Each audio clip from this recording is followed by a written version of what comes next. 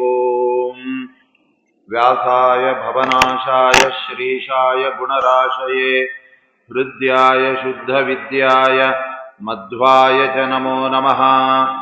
ಶ್ರೀಶಾದಿದೇವತಾರಂಭಾಂ ಶ್ರೀಮನ್ಮಧ್ವಸುಮಧ್ಯಮಾಂ ಸಾಕ್ಷಾನ್ಮದ್ಗುರುಪರ್ಯಂತಾಂ ವಂದೇ ಗುರುಪರಂಪರಾಂ. ಅಭ್ರಮಂ ಭಂಗರಹಿತಂ ಅಜಡಂ ವಿಮಲಂ ಸದಾ ಆನಂದತೀರ್ಥಮತುಲಂ ಭಜೆ ತಾಪತ್ರಯಾಪಹಂ. ಮಾಯೀಭವೈರಿಣೆ ಮಾಧ್ವರಾದ್ಧಾಂತವನಚಾರಿಣೆ ವಚೋ ನಖರಿಣೆ ವಾದಿರಾಜಕೇಸರಿಣೆ ನಮಃ. ದುರ್ವಾದಿಧ್ವಾಂತರವಯೇ ವೈಷ್ಣವೇಂದೇವರೇಂದವೇ ಶ್ರೀರಾಘವೇಂದ್ರ ಗುರವೇ ನಮಃ.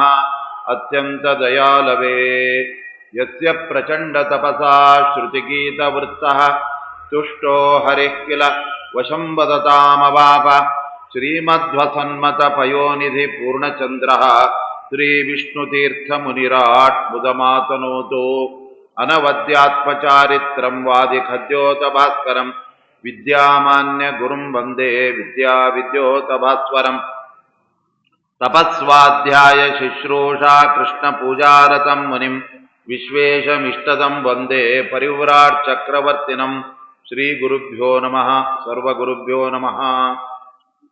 ತಂತ್ರಸಾರ ಸಂಗ್ರಹದಲ್ಲಿ ಧನ್ವಂತರಿ ರೂಪಿಯಾದ ಪರಮಾತ್ಮನ ಬಗ್ಗೆ ವಿಶೇಷವಾಗಿ ಹೇಗೆ ಚಿಂತನೆ ಮಾಡಬೇಕು ಎಂಬುದನ್ನು ಶ್ರೀಮದ್ ಆಚಾರ್ಯ ನಮಗೆ ತಿಳಿಸಿಕೊಟ್ಟಿದ್ದಾರೆ. ತಂತ್ರಸಾರ ಸಂಗ್ರಹದಲ್ಲಿ 4ನೇ ಅಧ್ಯಾಯ, ಅದಕ್ಕೆ ಮಂತ್ರಾಧ್ಯಾಯ ಅಂತ ಹೆಸರು. ಬರೀ ಮಂತ್ರಗಳನ್ನು ಹೇಳ್ತಾ ಹೋಗ್ತಾರೆ. ಆರಂಭದಲ್ಲಿ ವರಾಹ ಮಂತ್ರ ಶುರುವಾದರೆ ಕೊನೆಗೆ ಮುಕ್ತಾಯ ಆಗೋದು ಧನ್ವಂತರಿಯ ಮಹಾಮಂತ್ರ. ಬರೀ ಪರಮಾತ್ಮನ ಮಂತ್ರಗಳನ್ನಷ್ಟೇ ಅವ್ರು ಹೇಳೋದಲ್ಲ, ಅಲ್ಲಿ ಬೇರೆ ಬೇರೆ ಲಕ್ಷ್ಮೀ ಮಂತ್ರವನ್ನ, ವಾಯುದೇವರ ಮಂತ್ರ, ಗರುಡಶೇಷರ ಮಂತ್ರ ಇವೆಲ್ಲ ಹೇಳ್ತಾ ಬರ್ತಾರೆ. ಕೊನೆಗೆ ಆಚಾರ್ಯರಿಗೆ ಇದೇನು ಬೇರೆ ಬೇರೆ ದೇವತೆಗಳ ಬಗ್ಗೆ ನಾನು ಹೇಳಿಬಿಟ್ನಲ್ಲ, ಕೊನೆಗೆ ಒಂದು ದೊಡ್ಡದಾದ ಒಂದು ಅತ್ಯುತ್ತಮವಾದ ಮಂತ್ರವನ್ನ, ಪರಮಾತ್ಮನ ದಿವ್ಯ ಮಂತ್ರವನ್ನ ಅಲ್ಲಿ ಹೇಳಿ ಆ ಮಂತ್ರಾಧ್ಯಾಯ ಕೊನೆಗೊಳಿಸಬೇಕು ಅಂತ ಸಂಕಲ್ಪ ಮಾಡಿ. ಆ ಸಮಯದಲ್ಲಿ ಎಲ್ಲ ಮಂತ್ರಗಳು ಹೇಳಿದ ನಂತರ ಕೊನೆಗೆ ಹೇಳಿದ ಮಂತ್ರವೇ ಅದು ಧನ್ವಂತರಿ ಮಂತ್ರ. ಅಂದರೆ ಪರಮಾತ್ಮ ಕೃಷ್ಣ ಒಂದು ಮಾತನ್ನು ಹೇಳ್ತಾನೆ ಗೀತೆಯಲ್ಲಿ, ಏಪ್ಯನ್ಯ ದೇವತಾ ಭಕ್ತಾಹ. ಬೇರೆ ಶಿವನ ಭಕ್ತರು, ಆಮೇಲೆ ರುದ್ರ, ಆಮೇಲೆ ಯಮ, ಅವರ ವರ್ಣ, ಇವರ ಭಕ್ತರೆಲ್ಲ ಅವನನ್ನು ಉಪಾಸನೆ ಮಾಡಿದರು. ಕೊನೆಗೆ ಅವರ ಒಳಗಡೆ ಇದ್ದು ಅವರಿಗೆ ಆ ಫಲ ಕೊಡೋದು ನಾನೇ ಅಂತಾನೆ ಪರಮಾತ್ಮ. ನೋಡಿ, ಆ ಮಾತಿಗೆ ಇದಕ್ಕೆ ಲಿಂಕ್ ಬಂತೀವಿ. ನಾವು ಶೇಷನನ್ನ, ಶಿವನನ್ನ ಅಥವಾ ಬೇರೆ ಸೂರ್ಯ ಎಲ್ಲ ಮಂತ್ರಗಳಿದೆ, ಅವರನ್ನೆಲ್ಲ ನೀವು ಉಪಾಸನೆ ಮಾಡಿದ್ರು, ಕೊನೆಗೆ ಬರೋದು ಯಾರು ಅಂದರೆ ಅವನ ಒಳಗಡೆ ಇರುವ ಪರಮಾತ್ಮನೇ ಅಂತ ಧನ್ವಂತರಿ ಮಂತ್ರವನ್ನ, ಅತ್ಯುತ್ತಮವಾದ ಮಂತ್ರವನ್ನು ಹೇಳಿ ಅದನ್ನ ಆ ಅಧ್ಯಾಯವನ್ನ, ಮಂತ್ರಾಧ್ಯಾಯವನ್ನ ಆಚಾರ್ಯ ಪೂರ್ಣಗೊಳಿಸ್ತಾ ಇದ್ದಾರೆ. ಅದರ ಜೊತೆಗೆ ಅದರ ಬಗ್ಗೆ ಒಂದು ಇಂಟ್ರೊಡಕ್ಷನ್ ಅನ್ನು ಕೊಟ್ಟು ಅದರ ಜೊತೆಗೆ ಒಂದು ರೀತಿಯಲ್ಲಿ ಅಡ್ವರ್ಟೈಸ್ ಮಾಡ್ತಿದ್ದಾರೆ ಅಂತ ಹೇಳ್ಕೋಬಹುದು. ಬೇರೆ ಯಾವ ಮಂತ್ರಗಳ ಬಗ್ಗೆ ಅಡ್ವರ್ಟೈಸ್ ಮಾಡಲ್ಲ ಆಚಾರ್ಯ. ಏನ್ ನರಸಿಂಹ ಮಂತ್ರ ಅದು ಸಾಮಾನ್ಯ ಅಲ್ಲ, ಅದು ಅಪಮೃತ್ಯುವನ್ನು ಪರಿಹಾರ ಮಾಡತ್ತೆ, ಅದರ ಭಯವನ್ನು ಪರಿಹಾರ ಮಾಡತ್ತೆ. ಅದರ ಜೊತೆಗೆ ಅದಕ್ಕಿಂತ ವರಾಹ ಮಂತ್ರ ಅದೆಲ್ಲ ಹೇಳಿದ್ರು, ಸುಮ್ಮನೆ ಅಲ್ಲಿ ಮಂತ್ರ ಹೇಳ್ಬಿಡ್ತಾರೆ ಅಷ್ಟು. ಅದರ ಬಗ್ಗೆ ಧ್ಯಾನ ಶ್ಲೋಕ ಹೇಳ್ತಾರೆ, ಅದರ ಬಗ್ಗೆ ಏನು ವಿಶೇಷವಾದ ವಿವರಣೆ ಕೊಡ. ಆದರೆ ಧನ್ವಂತರಿ ಮಂತ್ರ ಎತ್ಕೊಳ್ಳುವಾಗಲೇನೆ ಅಲ್ಲಿ ಆಚಾರ್ಯ ಹೇಳ್ತಾ ಇದ್ದಾರೆ, ಇಡೀ ಈ ಮಂತ್ರಾಧ್ಯಾಯದಲ್ಲಿ ಹೇಳಿದ ಎಲ್ಲ ಮಂತ್ರಗಳಿಗೆ ಇದು ಶಿರೋಮಣಿ, ಮುಕುಟಪ್ರಾಯವಾಗಿ. ಯಾಕೆ ಅಂದರೆ ನಮಗೆ ಬೇರೆ ಬೇರೆ ಕಷ್ಟಗಳನ್ನು ಪರಿಹಾರ ಮಾಡಿ ಇಷ್ಟಾರ್ಥಗಳನ್ನು ಕೊಟ್ಟು ಕೊನೆಗೆ ಮೋಕ್ಷವನ್ನು ಕೊಡ್ತಕ್ಕಂಥ ಮಂತ್ರ ಇದು. ನಮಗೆ ಅನರ್ಥಕರವಾದದ್ಯಾವುದು, ರೋಗ ರುಜಿನಗಳು, ದುಃಖಗಳು, ಅದನ್ನು ಪರಿಹಾರ ಮಾಡ್ತಾನೆ ಧನ್ವಂತರಿ. ಅದರ ಜೊತೆ ಅಜ್ಞಾನವನ್ನು ಪರಿಹಾರ ಮಾಡ್ತಾನೆ. ಎಲ್ಲ ರೋಗಗಳಿಗೆ ಮೂಲ ನಮ್ಮ ಪಾಪ, ಆ ಪಾಪಕ್ಕೆ ಮೂಲ ಅದು ಅಜ್ಞಾನ.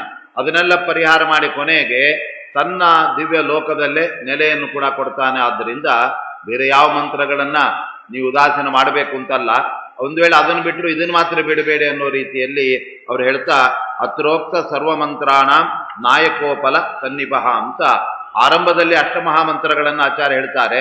ಅದಾದ್ಮೇಲೆ ಇದೇ ಶ್ರೇಷ್ಠವಾದ ಮಂತ್ರ, ಇದಕ್ಕಿಂತ ಮೀರಿದ ಮತ್ತೊಂದು ಯಾವ ಮಂತ್ರವೂ ಕೂಡ ಇಲ್ಲ.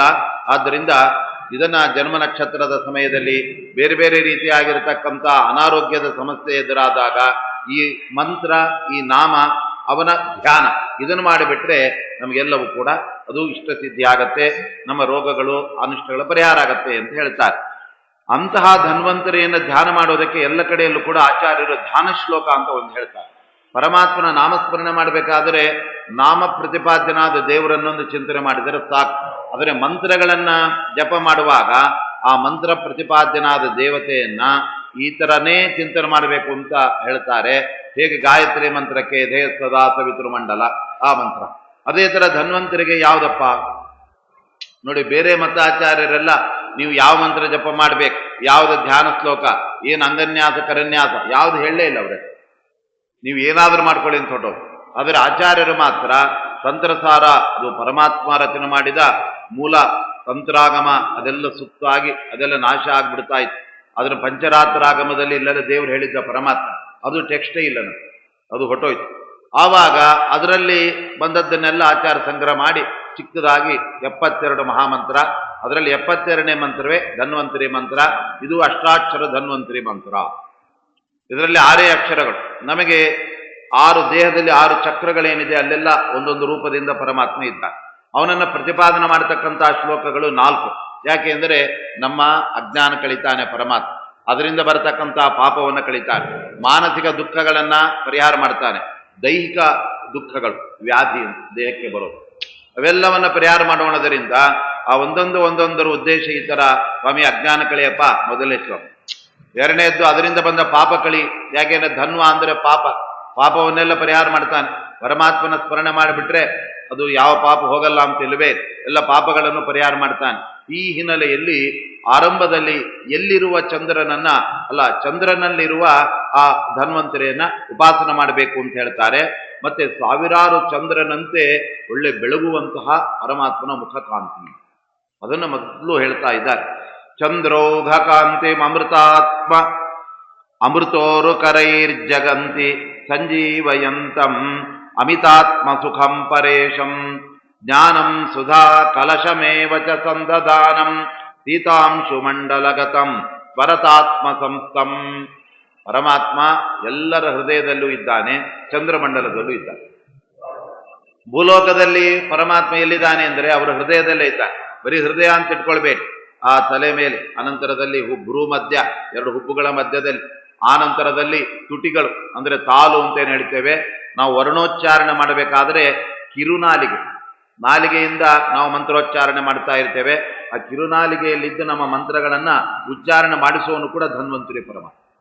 ಕೇವಲ ಅಗ್ನಿದೇವರಲ್ಲ, ಅಗ್ನಿಯಲ್ಲಿರುವ ಪರಶುರಾಮ ದೇವರಷ್ಟೇ ಇಲ್ಲ, ಧನ್ವಂತರಿಯು ಕೂಡ ನಮ್ಮ ಕಿರುನಾಲಿಗೆಯಲ್ಲಿದ್ದು ಅವನು ನಮಗೆ ವರ್ಣಗಳನ್ನ, ಏಕೆಂದರೆ ಪರಮಾತ್ಮನ ನಾಮೋಚ್ಚಾರಣೆ ಮಾಡಿ ಕಷ್ಟಗಳನ್ನು ಕಳ್ಕೊಳ್ಬೇಕು. ಅದೇ ನಮಗೆ ಸರಿ ಬರದೇ ಇದ್ರೆ ಕಷ್ಟಗಳು ಹೆಂಗೆ ಹೋಗುತ್ತೆ?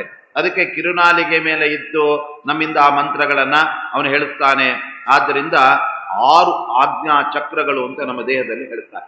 ಆದ್ದರಿಂದ ನೆತ್ತಿಯನ್ನು ಹಿಡಿದು ನಮ್ಮ ಹೊಕ್ಕಳಿನ ಕೆಳಗಿನವರೆಗಿನ ಭಾಗದವರೆಗೆ ಎಲ್ಲ ಆಜ್ಞಾ ಚಕ್ರಗಳು, ಅಲ್ಲಿ 6 ರೂಪಗಳಿಂದ ಪರಮಾತ್ಮ ಇದ್ದಾನೆ ಅಂತ ಧನ್ವಂತರಿಯನ್ನ ನಾವು ಚಿಂತನೆ ಮಾಡಿದರೆ ರೋಗಗಳೆಲ್ಲ ನಮಗೆ ಹೊಟ್ಟೋಗುತ್ತೆ. ಪ್ರಬಲವಾದ ಪ್ರಾರಬ್ಧವನ್ನು ಕಡಿಮೆ ಮಾಡ್ತಾನೆ ಪರಮಾತ್ಮ, ಜೊತೆಗೆ ನಮಗೆ ಆ ಎಲ್ಲ ಭಾಗ್ಯಗಳನ್ನು ಕೊಡ್ತಾನೆ, ಆರೋಗ್ಯ ಭಾಗ್ಯ ಅಂತ ಹೇಳುವಾಗ ಚಂದ್ರೌಘ ಕಾಂತಿಂ ಅಂತ ಇದ್ದಾರೆ. ಓಘ ಅಂದರೆ ಸಮೂಹ, ಒಬ್ಬ ಚಂದ್ರನಂತೆ ಪರಮಾತ್ಮ ಅಲ್ಲ. ಅದಕ್ಕೆ ಮಧ್ವಾಚಾರ್ಯ ಹೇಳ್ತಾರೆ, ಸ್ಮರೇತ ಯಾಮಿನೀನಾಥ ಸಹಸ್ರಾಮಿತ ಕಾಂತಿಮತ್ ಭವತಾಪಾಪನೋ ದೀಢ್ಯಂ ಶ್ರೀಪತೇರ್ ಮುಖ ಪಂಕಜಂ. ಪರಮಾತ್ಮನ ಮುಖ ಹೇಗಿದೆ ಅಂದರೆ ಒಬ್ಬ ಚಂದ್ರ 2 ಚಂದ್ರರಂತೆ ಹೋಲಿಕೆ ಕೊಡೋದಲ್ಲ. ಆ ಚಂದ್ರ ಇವತ್ತು ಹುಡುತಾನೆ, ಅಮಾಸಿ ಕಾಣೋದೇ ಇಲ್ಲ, ಆ ಥರ ಇವನಲ್ಲ. ಇವನು ಅಪ್ರಾಕೃತನಾದಂತಹ ನಿತ್ಯದಲ್ಲೂ ಕೂಡ ಬೆಳಗುವ ಚಂದ್ರ. ಆದ್ದರಿಂದಾಗಿ ಸಾವಿರಾರು ಚಂದ್ರರು ಏಕಕಾಲದಲ್ಲಿ ಬಂದರೆ ಅವರ ಏನೊಂದು ಕಾಂತಿ ಇರುತ್ತೆ, ಅದಕ್ಕಿಂತಲೂ ಮಿಗಿಲಾದಂತಹದ್ದು ಪರಮಾತ್ಮನದ್ದು ಅಂತ ಅಲ್ಲಿ ಅಧಿಕ ಅಂತಾರೆ. ಇಲ್ಲಿ ಸಾವಿರಾರು ಚಂದ್ರರ ಕಾಂತಿಯಂತೆ ಪರಮಾತ್ಮನ ಮುಖಕಾಂತಿ, ಅದು ಧನ್ವಂತರಿಯದ್ದು. ಆಮೇಲೆ ಅಮೃತೋರು ಕರೈರ್ಜಗಂತಿ ಸಂಜೀವಯಂತ. ಚಂದ್ರನಿಗೆ ಕಿರಣಗಳಿದೆ, ಅವು ಬರೀ ಬೆಳಕನ್ನು ಕೊಡುವ, ಬೆಳದಿಂಗಳನ್ನು ಕೊಡುವ ಚಂದ್ರನ ಕಿರಣಗಳು. ಆ ಬೆಳದಿಂಗಳೇನು ನಮ್ಮ ಮನಸ್ಸಿಗೆ ಖುಷಿ ಕೊಡುತ್ತೆ ಹೊರತು ಆ ಚಂದ್ರನ ಬೆಳದಿಂಗಳಲ್ಲಿ ಓದಕ್ಕೆ ಬರೆಯಕ್ಕೆಲ್ಲ ಆಗಲ್ಲ. ಸೂರ್ಯನ ಪ್ರಕಾಶ ಇದ್ರೆ ಮಾತ್ರ ಓದಕ್ಕೆ ಬರೆಯಕ್ಕೆ. ಆದರೂ ಕೂಡ ಬೆಳಕನ್ನ ಬೆಳದಿಂಗಳನ್ನ ಚಂದ್ರ ಕೊಡ್ತಾನೆ. ಆದರೆ ಈ ಧನ್ವಂತರಿ ಎಂಬತಕ್ಕಂಥ ಚಂದ್ರ, ಧನ್ವಂತರಿಯ ಒಳಗಡೆ ಇರತಕ್ಕಂಥ ಪರಮಾತ್ಮ ತನ್ನ ದಿವ್ಯವಾದ ಅಮೃತ ಕಿರಣಗಳಿಂದ ಎಲ್ಲರಿಗೂ ಕೂಡ ಒಂದು ದಿವ್ಯವಾದಂತಹ ಒಂದು ಸತ್ವವನ್ನ, ಅವರಲ್ಲಿ ಚೈತನ್ಯ ಶಕ್ತಿಯನ್ನು ಕೊಡ್ತಾರೆ. ಯಾರಿಗೆಲ್ಲ ತುಂಬಾ ಜೀವನೋತ್ಸಾಹನೇ ಇರೋದಿಲ್ಲ, ಯಾವುದನ್ನು ಕೇಳಿದ್ರು ಕೂಡ ಅಯ್ಯೋ ಅದು ಬೇಡ ಇದು ಬೇಡ ಅಲ್ಲೋಬಕ ಇಲ್ಲೋ ಎಲ್ಲ ಆ ಥರ ಉದಾಸೀನ ಮನೋಭಾವವನ್ನು ಪಡೆದಿರ್ತಾರಲ್ಲ ಅವ್ರಿಗೆಲ್ಲ ಧನ್ವಂತರಿ ಜಪವನ್ನು ಮಾಡ್ತಿದ್ರೆ, ಅವ್ರಿಗೋಸ್ಕರ ಮಾಡ್ತಿದ್ರೆ ಅವ್ರಿಗೆ ಸಂಜೀವಯಂತಂ ಒಳ್ಳೆ ಉತ್ಸಾಹ ಬಂತು, ಚೈತನ್ಯ ಶಕ್ತಿಯನ್ನ ಚೈತನ್ಯದ ಚುಲುಮೆ ಆಗ್ಬಿಡ್ತಾರೆ. ಯಾಕೆ ಅಂದರೆ ಆ ಎಲ್ಲ ದೇಹ ಭಾಗದಲ್ಲಿದ್ದು ಅವರಿಗೆ ವಿಶೇಷವಾದಂತಹ ಸತ್ವವನ್ನು ಅಭಿವ್ಯಕ್ತಿಗೊಳಿಸ್ಬಿಡ್ತಾರೆ. ಅಮಿತಾತ್ಮ ಸುಖಂ ಪರೇಶಂ, ಆ ಪರಮಾತ್ಮ ನಮಗೆ ನಿತ್ಯ ಸುಖ ಮೋಕ್ಷ ಅವೆಲ್ಲ ಕೊಡಬೇಕಾದರೆ ಅವನಲ್ಲಿ ಸುಖ ಇದೆಯಲ್ಲೋ ಅಂತ ಕೇಳಿದರೆ ಅದಕ್ಕೆ ಆಚಾರ್ಯ ಹೇಳ್ತಾ ಇದ್ದಾರೆ ಅಮಿತಾತ್ಮ ಸುಖಂ, ಅಪರಿಮಿತವಾದ ಸ್ವರೂಪ ಸುಖವನ್ನೇ ಅವನು ಪಡೆದಿರತಕ್ಕಂಥವನು ಪರಮಾತ್ಮ. ಆದ್ದರಿಂದಾಗಿ ಅವನ ಸುಖಕ್ಕೆ ಮಿತಿನೇ ಇಲ್ಲ, ಅಪರಿಮಿತವಾದಂತಹ ಸುಖವೇ ಅವನ ಸ್ವರೂಪ. ಆದ್ರಿಂದ ಅಪರಿಮಿತವಾದ ಆತ್ಮ ಸುಖನೇ ಅವನು, ಸುಖ ಉಳ್ಳವನು ಅಂತ ಇರುವಲ್ಲ, ಅವನೇ ಸುಖ ಸ್ವರೂಪ ಆಗಿದೆ. ಜೊತೆಗೆ ಎಲ್ಲರಿಗಿಂತಲೂ ಕೂಡ ಮಿಗಿಲಾಗಿದ್ದಾನೆ, ಪರೇಶನಾಗಿದ್ದಾನೆ.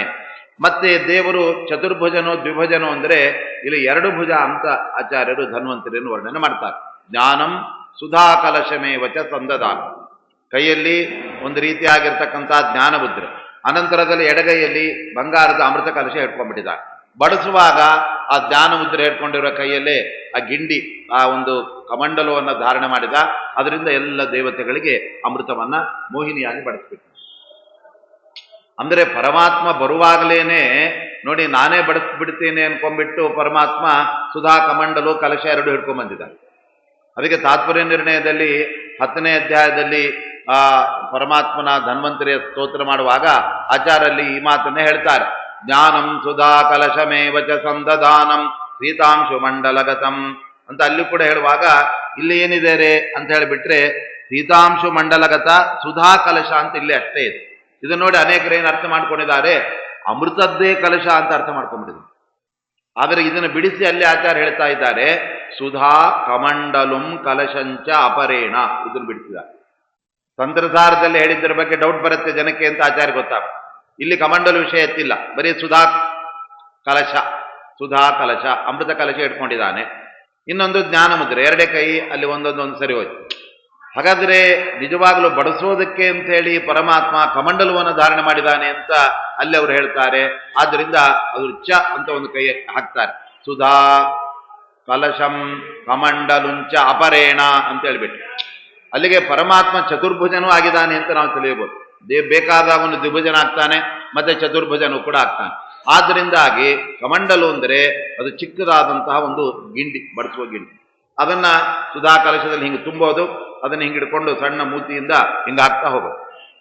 ಅಂದ್ರೆ ಆವಾಗಲೇ ಪರಮಾತ್ಮ ಕಲಶವನ್ನ ಕಮಂಡಲವನ್ನು ಹಿಡ್ಕೊಂಡ್ ಬಂದಿದ್ದ. ಆದ್ರೆ ಮೋಹಿನಿಯಾಗಿ ಅವೆರಡನ್ನು ತಾನು ಹಿಡ್ಕೊಂಡು ಅಲ್ಲಿ ಬಡ್ಸಕ್ಕೆ ಶುರು ಮಾಡಿ, ಮೋಹಿನಿಯನ್ ಕೈಯಲ್ಲಿ ಕಲಶವನ್ನ ಆ ಕಮಂಡಲವನ್ನು ಹಿಡ್ಕೊಂಡಿದ್ದಿತ್ತಲ್ಲ, ಅದು ಧನ್ವಂತರಿಯೇ ಅಲ್ಲಿ ಕೊಟ್ಟಿದ್ದು. ಆಮೇಲೆ ಮೋಹಿನಿ ಬಡಿಸಿದ್ದು. ಆದ್ದರಿಂದಾಗಿ ಸೀತಾಂಶು ಮಂಡಲಗತಂ ಅಂತ ಇದ್ದಾರೆ, ಚಂದ್ರಮಂಡಲದಲ್ಲಿದ್ದಾನೆ ಪರಮಾತ್ಮ. ಆದ್ದರಿಂದ ಚಂದ್ರನನ್ನ ಅಲ್ಲಿ ಏನು ಅಂತ ಕರೀತಾರೆ ಅಂದರೆ ಅಮೃತಾಂಶು ಅಂತ ಕರೀತಾರೆ.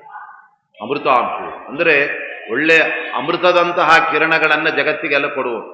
ಕೆಲವೆಲ್ಲ ಕಿರಣಗಳು ಇರುತ್ತೆ, ಅವುಗಳೆಲ್ಲ ತುಂಬಾ ಅಪಾಯಕಾರಿಯಾಗಿರ್ತಕ್ಕಂಥ ಕಿರಣಗಳು. ಅಲ್ಲೆಲ್ಲೋ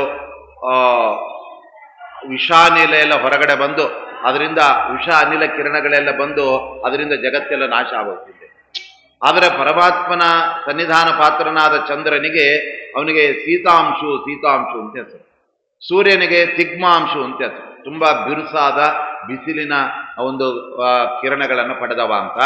ಅಂತಹ ಸೀತಾಂಶು ಮಂಡಲಗತಂ, ಅವನಿಗೆ ಆ ರೀತಿಯಾದಂತಹ ಅಮೃತ ಕಿರಣಗಳನ್ನ ಹೊರಸೂಸೋದಕ್ಕೆ, ಅದನ್ನ ಅವನಲ್ಲಿ ತುಂಬೋದಕ್ಕೆ ಅಮೃತ ಕಲಶ ಹಿಡ್ಕೊಂಡಿರೋ ಧನ್ವಂತರಿ ಒಳಗಡೆ ಬಂದ್ಬಿಟ್ಟ. ಧನ್ವಂತರಿಯಲ್ಲಿ ಬಂದದ್ದಕ್ಕೆ ಚಂದ್ರನಿಗೂ ಕೂಡ ಆ ರೀತಿಯಾಗಿ ಅಮೃತ ಕಿರಣ, ಅಮೃತಾಂಶೋದ್ಭವೋ ಭಾನು ಅಂತೆಲ್ಲ ದೇವರಿಗೆ ಹೆಸರಿದೆ. ಆ ಥರ ಇಲ್ಲೂ ಕೂಡ ಪರಮಾತ್ಮ ಅವನು ಆತ್ಮಸಂತಂ, ಕೇವಲ ಚಂದ್ರಮಂಡಲದಲ್ಲಿ ಮಾತ್ರ ಇದ್ದಾನೆ ಅಂತ ತಿಳ್ಕೊಳ್ಬೇಡಿ, ನಿಮ್ಮೆಲ್ಲರ ಒಳಗಡೆನೆ ಧನ್ವಂತರಿ ಇದ್ದಾನೆ. ಅವರವರ ಹೃದಯದಲ್ಲಿ ತಲೆ, ಆಮೇಲೆ ಹಣೆ, ಹುಬ್ಬು, ಆಮೇಲೆ ಕಂಠ, ಆಮೇಲೆ ಹೃದಯ, ಆಮೇಲೆ ಹೊಕ್ಕಳು, ಅದರ ಕೆಲಸ. ಈ ಆಜ್ಞಾ ಚಕ್ರಗಳು ಅಂತ ಏನು 6 ಇದೆಯಲ್ಲ, ಅಲ್ಲಿ ಪರಮಾತ್ಮ ಧನ್ವಂತರಿ ಇದ್ದಾನಪ್ಪ ಅಂತ ನಾವು ಸ್ಪರ್ಶ ಮಾಡಿ ಅವನನ್ನು ಚಿಂತನೆ ಮಾಡಿಬಿಟ್ರೆ ತಕ್ಷಣದಲ್ಲಿ ಅವನು ತನ್ನ ಅಮೃತ ಕಿರಣಗಳನ್ನು ಎಲ್ಲ ಕಡೆಯಲ್ಲೂ ಕೂಡ ಅಲ್ಲಿ ಚೆಲ್ಲಕ್ಕೆ ಶುರು ಮಾಡ್ತಾನೆ. ಅಮೃತ ಕಿರಣ ಎಲ್ಲ ಕಡೆಯಲ್ಲ ಹರಡಿಬಿಟ್ಟಾಗ ಅಲ್ಲಿರ್ತಕ್ಕಂಥ ವಿಷದಂತೆ ಇರುವ ಪಾಪ ಹೊಟ್ಟೋಗತ್ತೆ, ಆಮೇಲೆ ರೋಗಗಳು ಹೊಟ್ಟೋಗತ್ತೆ, ಆನಂದ ಉಂಟಾಗತ್ತೆ. ಆದ್ದರಿಂದ ಧನ್ವಂತರಿಯ ಬಗ್ಗೆ ಇಷ್ಟು ಉತ್ತಮವಾದಂತಹ ಅನುಸಂಧಾನ ಕ್ರಮವನ್ನ ನಮಗೆ ತಿಳಿಸಿಕೊಡ್ತಾ ಇದ್ದಾರೆ. ಸ್ಮರತಾತ್ಮ ಸಂಸ್ಥಂ, ಎಲ್ಲೋ ಚಂದ್ರಮಂಡಲದಲ್ಲಿದ್ದರೆ ನಮಗೇನ್ರಿ ಪ್ರಯೋಜನ? ಅವನು ನಮ್ಮ ಒಳಗಡೆಯನ್ನು ಕೂಡ ಇರಬೇಕಲ್ಲ. ಶ್ರೀಕೃಷ್ಣ ಪರಮಾತ್ಮ ಎಲ್ಲೋ ಬ್ರಹ್ಮಾಂಡದಲ್ಲಿ, ಎಲ್ಲೋ ಮಥುರಾ ಪಟ್ಟಣದಲ್ಲಿ ಕಂಸನನ್ನು ಕೊಂದರೆ ಏನ್ ಪ್ರಯೋಜನ ಇಲ್ಲ. ಈ ನಮ್ಮ ದೇಹವು ಕೂಡ ಮಥುರಾಪುರಿ, ಇಲ್ಲಿ ಒಬ್ಬ ಕಂಸ ಸೇರ್ಕೊಂಡ್ಬಿಟ್ಟಿದ್ದಾನೆ ದುಷ್ಟ, ಅವನನ್ನ ಸಂಹಾರ ಮಾಡ್ಲಿಕ್ಕೆ ಇಲ್ಲೇ ಪರಮಾತ್ಮ ಬರಬೇಕು. ಆದ್ರಿಂದ ಕಾಲನೇಮಿನಿಹ ಅಂತ ಹೇಳಿ ಅವನೇ ಕಾಲನೇಮಿ, ಆ ಕಂಸನ ಮೂಲ ರೂಪ ಅದು. ಅವನು ನಮ್ಮ ಒಳಗಡೆ, ಅವನು ಕಾಲನೇಮಿ, ಕೆಟ್ಟ ಕಾಮನೆಗಳನ್ನ ಹುಟ್ಟು ಹಾಕ್ತಾ ಇದ್ದಾನೆ. ಓ ಕೃಷ್ಣ, ಇಲ್ಲೂ ಕೂಡ ಬಂದು ಅವತಾರದ ಕಂಸನನ್ನೇನೋ ಕೊಂದಿ ಅವನ ಮೂಲ ರೂಪ ಕಾಲನೇಮಿ ಕೊಲ್ಲು ಅಂತ. ಹಾಗೆ ನಮ್ಮ ಹೃದಯದಲ್ಲೇ ಪರಮಾತ್ಮ ನೀನು ಧನ್ವಂತರಿ ಇದೆಯಾ, ನಿನ್ನನ್ನು ಚಿಂತನೆ ಮಾಡ್ತೇವಪ್ಪ, ನಮಗೆ ಈ ಎಲ್ಲ ಬಗೆಯ ಆಪತ್ತುಗಳನ್ನು ಪರಿಹಾರ ಮಾಡು ಅಂತ ನಾವು ಭಕ್ತಿಯಿಂದ ಧನ್ವಂತರಿಯನ್ನು ಪ್ರಾರ್ಥನೆ ಮಾಡಿದರೆ ನಮ್ಮ ಎಲ್ಲ ಅನಿಷ್ಟಗಳನ್ನ ಪರಿಹಾರ ಮಾಡ್ತಾನೆ. ಯದಿ ಭಕ್ತಿ ನಮ್ರಹ ಅಂತ ಹೇಳಿ ಅವನ ಮಹಿಮೆ ತಿಳಿದು ನಾವು ಅವನಿಗೆ ಮೊರೆ ಹೋಗಿ ಪ್ರಾರ್ಥನೆ ಮಾಡಬೇಕು ಅಂತ ಹೇಳ್ತಾನೆ. ಮತ್ತೆ ಎಲ್ಲೆಲ್ಲ ಆಜ್ಞಾಚಕ್ರ ಮುಂತಾದ ಷಟ್ಚಕ್ರಗಳಲ್ಲಿ ಪರಮಾತ್ಮ ಇದ್ದಾನೆ ಅನ್ನತಕ್ಕಂಥದ್ದನ್ನು ಇವತ್ತು ಯೋಗಶಾಸ್ತ್ರ ಎಲ್ಲ ಹೇಳುತ್ತೆ. ಷಟ್ಚಕ್ರಗಳಲ್ಲಿ ಯಾವ ರೀತಿಯಾಗಿ ನಾವು ಚಿಂತನೆ ಮಾಡಬೇಕು ಅದನ್ನು ಕೂಡ ನಮಗೆ ಇಲ್ಲಿ ಆಚಾರ್ಯ ತಿಳಿಸ್ತಾ ಇದ್ದಾರೆ. ಮೂರ್ಧ್ನಿ ಸ್ಥಿತಾತ್ ಅಮುತಯೇವ ಸುಧಾಂ ಸ್ರವಂತಿ ಭ್ರೂಮಧ್ಯಗಾಚ್ಯ ತತಯೇವ ಚ ತಾಲು ಸಂಸ್ಥಾತ್ ಆರ್ಧಾಚ್ಯ ನಾಭಿಸದನಾತ್ ಅಧರ ಸ್ಥಿತಾಚ್ಯ ಧ್ಯಾತ್ವಾಭಿಪೂರಿತ ತನು ದುರಿತಂ ನಿಹನ್ಯಾತ್. ಮೊಟ್ಟ ಮೊದಲು ಪರಮಾತ್ಮ ನಮ್ಮ ಪಾಪಗಳನ್ನು ಪರಿಹಾರ ಮಾಡ್ತಾನೆ. ಯಾಕೆ ಅಂದರೆ ನಮ್ಮ ಎಲ್ಲ ಪಾಪಗಳೇ ಬೇರೆ ಬೇರೆ ರೋಗಗಳಿಗೆ ಕಾರಣ. ಅದರಿಂದಾಗಿ ನಮ್ಮ ಪಾಪಗಳನ್ನು ಕೂಡ ಧನ್ವಂತರಿ ಪರಿಹಾರ ಮಾಡ್ತಾನೆ. ಆ ಪರಮಾತ್ಮನನ್ನ ಯಾವ 6 ಸ್ಥಾನಗಳಲ್ಲಿ ಅವನ ಅಸ್ತಿತ್ವವನ್ನು ಚಿಂತನೆ ಮಾಡಬೇಕು ಅಂದರೆ ಮೊದಲು ಮೂರ್ಧ್ನಿ, ನಮ್ಮ ತಲೆ ಮೇಲೆ. ಆದ್ರಿಂದ ನಾವು ನಿತ್ಯ ನಮ್ಮ ಅಮೃತ ಕಿರಣ ಆದ ಪರಮಾತ್ಮನನ್ನ ಇಲ್ಲಿದ್ದಾನೆ ಚಿಂತನೆ ಮಾಡಿ ಆ ಧನ್ವಂತರಿಯನ್ನೇ ನಾವು ತಲೆ ಮೇಲೆ ಇಟ್ಕೊಂಡಾಗ, ಅವನನ್ನು ಸ್ಮರಣೆ ಮಾಡಿದಾಗ ಆ ಕೈಗೆ ಒಂದು ಶಕ್ತಿ ಬರುತ್ತೆ. ಅದೇ ಕೈಯಿಂದ ಬೇರೆಯವರಿಗೆ ರೋಗ ರುಜಿನ ಬಂದಾಗ, ಜ್ವರ ಬಂದಾಗ ಅವನ ತಲೆ ಮೇಲೆ ಕೈ ಇಟ್ಟು ಆ ಧನ್ವಂತರಿ ಜಪ ಮಂತ್ರ ಹೇಳಿಬಿಟ್ರೆ ಅವನ ರೋಗನು ಪರಿಹಾರ. ಆದರೆ ಅವನಿಗೆ ಮಂತ್ರ ಸಿದ್ಧಿಯಲ್ಲೇ ಇರ್ತದೆ. ಅದು ಬಿಟ್ಟು ಸುಮ್ಮನೆ ಕೈ ಇಟ್ಬಿಟ್ರೆ ಅದೇನು ಕೈ ಇಟ್ಟಿದ್ದೇ ಬಂತು, ಏನು ಪ್ರಯೋಜನ ಇಲ್ಲ. ಮೂರ್ಧ್ನಿ ಸ್ಥಿತಾತ್ ಅಮುತೇವ ಸುಧಾಂತರವಂತಿ. ಎಂಥ ಪರಮಾತ್ಮನನ್ನೇ ನೆನೆಬೇಕು ನಾವು ತಲೆ ಮೇಲೆ ಕೈ ಇಟ್ಕೊಂಡು ಅಂದ್ರೆ ಚಂದ್ರಮಂಡಲದಲ್ಲಿದ್ದಾನೆ, ನಮ್ಮ ಹೃದಯ ಕಮಲದಲ್ಲೂ ಕೂಡ ಇದ್ದಾನೆ. ಆ ಪರಮಾತ್ಮ ಅಮೃತ ಕಲಶದಿಂದ ಎಲ್ಲ ಕಡೆ ಅಮೃತವನ್ನ ಪ್ರೋಕ್ಷಣೆ ಮಾಡ್ತಾ ಇದ್ದಾನೆ, ಎಲ್ಲ ಕಡೆ ಎರಚುತ್ತಾ ಇದ್ದಾನೆ, ಚಲ್ತಾ ಇದ್ದಾನೆ ಅಂತ ಹೇಳಿ ನಾವು ಚಿಂತನೆ ಮಾಡಿ ತಲೆ ಮೇಲೆ ಕೈ ಇಡೋದು. ಆಮೇಲೆ ಭ್ರೂಮಧ್ಯಗಾಚ, ನಾವು ಯಾವುದೇ ವಿಚಾರಗಳನ್ನು ಹೇಳಬೇಕಾದ್ರೆ ಇಲ್ಲಿ ಆಜ್ಞಾಚಕ್ರ ಅಂತ ಇಲ್ಲಿ ಭ್ರೂಮಧ್ಯವನ್ನ ಸ್ಪರ್ಶ ಮಾಡ್ಕೊಂಡು ನಾವು ಹೇಳಿಕ್ ಶುರು ಮಾಡಿದರೆ ಎಲ್ಲ ಸ್ಮರಣೆಗಳು ಬರಕ್ಕೆ ಶುರುವಾಗುತ್ತೆ. ಆದ್ರಿಂದಾಗಿ ಇಲ್ಲಿಯೂ ಕೂಡ ಧನ್ವಂತರಿ ವಿಸ್ಮರಣೆ ಎಂಬ ರೋಗವನ್ನು ಪರಿಹಾರ ಮಾಡಿ ಸ್ಮರಣ ಶಕ್ತಿಯನ್ನು ತಂದುಕೊಡ್ತಾನೆ. ರೋಗ ಅಂದ್ರೆ ಅದು ಮಾನಸಿಕ ರೋಗಗಳು ಇತ್ತು. ಮಾನಸಿಕ ರೋಗ ಇದ್ಕಿದಂತೆ ಮರ್ತೋದು, ನಾವು ಎಲ್ಲಿ ಬಂದಿದ್ದೀವಿ ಏನ್ ಮಾಡ್ತೀವಿ ಅಂತ ಮರ್ತೋದು, ಅಥವಾ ಏನು ಹೇಳಬೇಕಾದ ಅದೇ ಮರ್ತೋದು. ಆವಾಗ ಭ್ರೂಮಧ್ಯದಲ್ಲಿ ಧನ್ವಂತರಿಯನ್ನು ನಾವು ಸ್ಮರಣೆ ಮಾಡಿದರೆ ನಿಮ್ಮ ವಿಸ್ಮರಣೆಗೆ ಕಾರಣವಾದ ದೋಷಗಳನ್ನು ಪರಿಹಾರ ಮಾಡಿ ಅವನ ಸ್ಮರಣ ಶಕ್ತಿಯನ್ನ ತಂದುಕೊಡ್ತಾನೆ. ಆದ್ರಿಂದ ಹುಬ್ಬುಗಳ ಮಧ್ಯದಲ್ಲಿ ಧನ್ವಂತರಿಯ ಸನ್ನಿಧಾನ ಇದೆ. ಅನಂತರದಲ್ಲಿ ತಾಲು ಸಂಸ್ಥಾ, ತಾಲು ಬೇರೆ, ಅನಂತರದಲ್ಲಿ ಜಿಹ್ವಾ ಬೇರೆ. ಜಿಹ್ವಾ ಅಂದ್ರೆ ಇಡೀ ನಾಲಿಗೆ, ತಾಲು ಅಂತ ಹೇಳಿದ್ರೆ ನಾಲಿಗೆ ತುದಿ, ಕಿರುನಾಲಿಗೆ. ನಾವೆಲ್ಲ ಏನಾದ್ರೂ ನೆಕ್ಕಬೇಕಾದ್ರೆ ಕಿರುನಾಲಿಗೆಯಿಂದ ನೆಕ್ತೇವೆ, ಹಿಂಗೆ ಮಾಡಿ ಹಿಂಗೆ ನೆಕ್ಕೋದು. ಆ ಕಿರುನಾಲಿಗೆಯಲ್ಲೂ ಕೂಡ ಪರಮಾತ್ಮ ಧನ್ವಂತರಿ ಇದ್ದಾನೆ. ಯಾಕೆ ಅಂದರೆ ನಮಗೆಲ್ಲ ರುಚಿಗಳ ಅನುಭವವನ್ನು ತಂದುಕೊಡೋದಕ್ಕೆ. ಇದರಿಂದ ನೋಡಿ ನಮ್ಮ ಜ್ಞಾನೇಂದ್ರಿಯಗಳಲ್ಲೂ ಕೂಡ ಆ ಪರಮಾತ್ಮ ಅಲ್ಲಿ ಇದ್ದು ಹೇಗೆ ಬೇರೆ ಬೇರೆ ರೂಪಗಳಿಂದ ಅದೆಲ್ಲ ಅನುಭವ ತಂದು ಕೊಡ್ತಾನೆ ಅಂತ ಗೊತ್ತಾಗುತ್ತೆ. ನಾವು ಕೇವಲ ನಾಲಿಗೆಯಲ್ಲಿ ವರ್ಣ ಇದ್ದಾನೆ, ಆ ವರ್ಣನಲ್ಲಿ ಮತ್ತೊಬ್ಬ ಭಗವಂತ ಇದ್ದಾನೆ, ಅವನು ನಮಗೆಲ್ಲ ತಂದು ಕೊಡ್ತಾನೆ. ಅಷ್ಟೇ ಎಲ್ಲ ಧನ್ವಂತರಿ ಕೂಡ ಇದ್ದಾನೆ ಕಿರುನಾಲಿಗೆಯಲ್ಲಿ. ಮತ್ತೆ ಹೃದಯ, ನಾಭಿ, ಮತ್ತೆ ಅದರ ಕೆಳಭಾಗ ಅಂದ್ರೆ ಇಡೀ ದೇಹನೇ ಆಗುತ್ತೆ. ಇಡೀ ದೇಹದಲ್ಲಿ 6 ಭಾಗಗಳಲ್ಲಿ ಧನ್ವಂತರಿ ನೆಲೆ ನಿಂತುಬಿಟ್ಟಿದ್ದಾನೆ. ಅವನು ಇದ್ದರ ಪ್ರಯೋಜನ ಇದೆ. ಅವನನ್ನ ನಾವು ಇದ್ದಾನೆ ಅಂತ ಈ ತರದ ಚಿಂತನೆ ನಾವು ಮಾಡಿದರೆ ಆ ಸಂದರ್ಭದಲ್ಲಿ ಆ ಪರಮಾತ್ಮ ಹಾರ್ದಾಚ ನಾಭಿಸದನಾದ ಅಧರಸ್ಥಿತಾಚ, ಹೀಗೆ ನಮ್ಮ ದೇಹದ ಯಾವುದೇ ಭಾಗ ಇರ್ಬೋದು, ಅದರಲ್ಲಿ ಕಲುಷಿತತ ಇರಬಹುದು, ಆದ್ರೂ ಕೂಡ ಪರಮಾತ್ಮ ಅವರಿಗೆ ಅನುಗ್ರಹ ಮಾಡ್ಲಿಕ್ಕೆ ಅಲ್ಲಿ ಬಂದು ಕೂತ್ಕೊಂಡಿರ್ತಾನೆ. ಯಾಕೆ ಅಂದರೆ ಪರಮಾತ್ಮನಿಗೆ ಈ 14 ಲೋಕಗಳೇ ಪ್ರಾಕೃತ ಲೋಕಗಳಾದ್ದರಿಂದ ಇಲ್ಲಿ ಬರೋದೇ ಅವನಿಗೆ ಇಷ್ಟ ಇಲ್ಲ ನಿಜವಾಗಿ. ಯಾಕಂದ್ರೆ ಇದೆಲ್ಲ ಪ್ರಾಕೃತ. ಅದರಂತೆ ನಮ್ಮ ದೇಹವು ಪ್ರಾಕೃತ ಆದರೂ ಕೂಡ ಪರಮಾತ್ಮ ನಮ್ಮನ್ನು ಉದ್ಧಾರ ಮಾಡಬೇಕು, ರೋಗ ಪರಿಹಾರ ಮಾಡಬೇಕು ಅಂತ ನಮ್ಮ ಎಲ್ಲ ತೊಡೆ ಭಾಗ, ಹೊಕ್ಕಳು ಭಾಗ, ಎದೆ, ಇಲ್ಲೆಲ್ಲ ಕಂಠ ಇಂತಲ್ಲೆಲ್ಲ ಬಂದು ಪರಮಾತ್ಮ ನೆಲೆ ನಿಂತಿದ್ದಾನೆ. ಅವನು ನೋಡಿದರೆ ಅಪ್ರಾಕೃತ ಚಿನ್ಮಯ, ನಮ್ಮ ದೇಹ ನೋಡಿದರೆ ಪ್ರಾಕೃತ ಜಡ, ಆದರೂ ಕೂಡ ದೇವರು ಅಲ್ಲಿ ಬಂದು ನಮಗೆ ಅನುಗ್ರಹ ಮಾಡಲಿಕ್ಕೆ ಬಂದಿದ್ದಾನೆ. ಇಂಥ ಪರಮಾತ್ಮನನ್ನ ಧ್ಯಾತ್ವ ನೋಡಿ ಚಿಂತನೆ ಮಾಡ. ಆದ್ರಿಂದ ರೋಗ ಬಂದಾಗ ಅಯ್ಯೋ ಅಂತ ಏನೇನೋ ನೆನೆಸ್ಕೊಳ್ಳೋದಲ್ಲ, ಸಾಧ್ಯವಾದಷ್ಟು ಧನ್ವಂತರಿಯನ್ನು ಚಿಂತನೆ ಮಾಡಿದರೆ ಆವಾಗ ಅಭಿಪೂರಿತ ತನು ದುರಿತಂದ ಪಕ್ಕ. ಆವಾಗ ಮೊದಲೇ ಪರಮಾತ್ಮ 6 ಸ್ಥಳಗಳಲ್ಲಿ ಇಡೀ ದೇಹವನ್ನ ಅಲ್ಲಿ ವ್ಯಾಪಿಸ್ಕೊಂಡಿದ್ದಾನೆ. ತನ್ನ ಅಮೃತದ ಒಂದು ಹನಿಗಳನ್ನು ಎಲ್ಲ ಕಡೆಯಲ್ಲಿ ಕೂಡ ದೇಹದ ಮೇಲೆ ಅದು ಬೀಳುವಂತೆ ಮಾಡ್ತಾನೆ, ಹರಿಯುವಂತೆ ಮಾಡ್ತಾನೆ. ಆವಾಗ ದುರಿತಂ ನಿಹನ್, ನಮ್ಮ ಪಾಪಗಳನ್ನು ಅವನು ಪರಿಹಾರ ಮಾಡ್ತಾನೆ.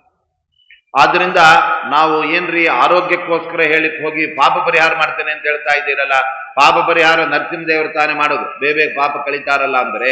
ಅದಕ್ಕೆ ನೋಡಿ ಈ ಪರಮಾತ್ಮನ ಒಂದು ಸ್ಟೈಲ್ ಹೇಗೆ ಅಂದ್ರೆ, ನಿಮಗೆ ದುಃಖ ಹೋಗಬೇಕು ಅಂದ್ರೆ ಅವನು ಪಾಪ ಪರಿಹಾರ ಮಾಡೋದಲ್ಲ, ಅದಕ್ಕಿಂತ ಮುಂಚೆ ಅಜ್ಞಾನವನ್ನು ಕಳೆದು ಬಿಡ್ತಾನೆ. ಪರ್ಮನೆಂಟ್ ಸೊಲ್ಯೂಷನ್ ಇದು.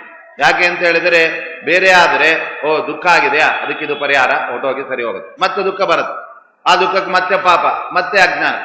ಪರಮಾತ್ಮ ಹೇಳ್ತಾನೆ, ನಿಮ್ಮ ಬುಡವನ್ನೇ ಉತ್ಪಾದನೆ ಮಾಡಿಬಿಡ್ತೇನೆ, ಈ ಎಲ್ಲ ದುಃಖಗಳಿಗೆ ಮೂಲ ನಿಮ್ಮ ಅಜ್ಞಾನ, ಅದನ್ನೇ ಕಳೆದು ಬಿಡ್ತೇನೆ. ಅದಕ್ಕೆ ಅವನು ಜ್ಞಾನಂ ಸುಧಾ ಕಲಶಮೇ ವಚ ಸಂದದಾನಂ, ಜ್ಞಾನ ಮುದ್ರೆ ಹಿಡ್ಕೊಂಡ್ ಬಂದ್ಬಿಟ್ಟಿದ್ದಾನೆ ಪರಮಾತ್ಮ. ಆದರೆ ಅವನೇನು ಉಪದೇಶ ಮಾಡಿಲ್ಲ ಅಥವಾ ಗ್ರಂಥ ರಚನೆ ಮಾಡಿಲ್ಲ ಧನ್ವಂತರಿ, ಆದರೆ ನೆನೆದು ಬಿಟ್ಟರೆ ಸಾಕು ಅವನು ಜ್ಞಾನವನ್ನು ಕೊಟ್ಬಿಡ್ತಾನೆ. ಆದ್ದರಿಂದ ರೋಗ ಪರಿಹಾರ ಮಾಡಿ ಆರೋಗ್ಯವನ್ನು ಕೊಡೋದರ ಜೊತೆಗೆ ಅಜ್ಞಾನವನ್ನು ಕಳೆದು ಜ್ಞಾನ ಶಕ್ತಿಯನ್ನು ಕೂಡ ಕೊರೋಣದರಿಂದ ಇವೆರಡು ಕೂಡ ನಮಗೆ ಸುಲಭವಾಗಿ ಧನ್ವಂತರಿಯ ಸ್ಮರಣೆಯಿಂದ ನಮಗೆ ಲಭ್ಯವಾಗುತ್ತೆ. ಆನಂತರ ನೋಡಿ, ಆ ಪರಮಾತ್ಮ ಪಾಪಗಳನ್ನು ಪರಿಹಾರ ಮಾಡ್ತಾನೆ ಅಂತ ಹೇಳಿದ ಶ್ರೀಮದ್ ಆಚಾರ್ಯರು ಪಾಪಕ್ಕೆ ಮೂಲವಾದ ಅಜ್ಞಾನವನ್ನು ಕೂಡ ಪರಿಹಾರ ಮಾಡ್ತಾನೆ ಅಂತ ಮುಂದಿನ ಶ್ಲೋಕದಲ್ಲಿ ಅವರು ಸ್ಪಷ್ಟವಾಗಿ ಅಲ್ಲಿ ಹೇಳ್ತಾ ಇದ್ದಾರೆ. ಅಜ್ಞಾನ ದುಃಖ ಭಯ ಮೋಹ ಮಹಾ ವಿಷಾಣಿ ಅಂತ ಹೇಳ್ತಾ ಇದ್ದಾರೆ. ಅಜ್ಞಾನ, ದುಃಖ, ಭಯ ಮತ್ತೆ ರೋಗ ಇವೆಲ್ಲ ಏನಿದೆಯಲ್ಲ, ಇದು ನಮ್ಮನ್ನ ತುಂಬಾ ಕುಗ್ಗಿಸುವಂತೆ ಮಾಡತಕ್ಕಂತಹ ನಮ್ಮ ದೇಹದಲ್ಲಿರುವ ನೆಗೆಟಿವ್ ಪಾಯಿಂಟ್ಗಳು. ಮೊದಲನೇದಾಗಿ ಅಜ್ಞಾನವನ್ನ ಪರಮಾತ್ಮನೇ ಕಳೆಯಬೇಕು, ಅದನ್ನು ಅವನು ಕಳೀತಾನೆ.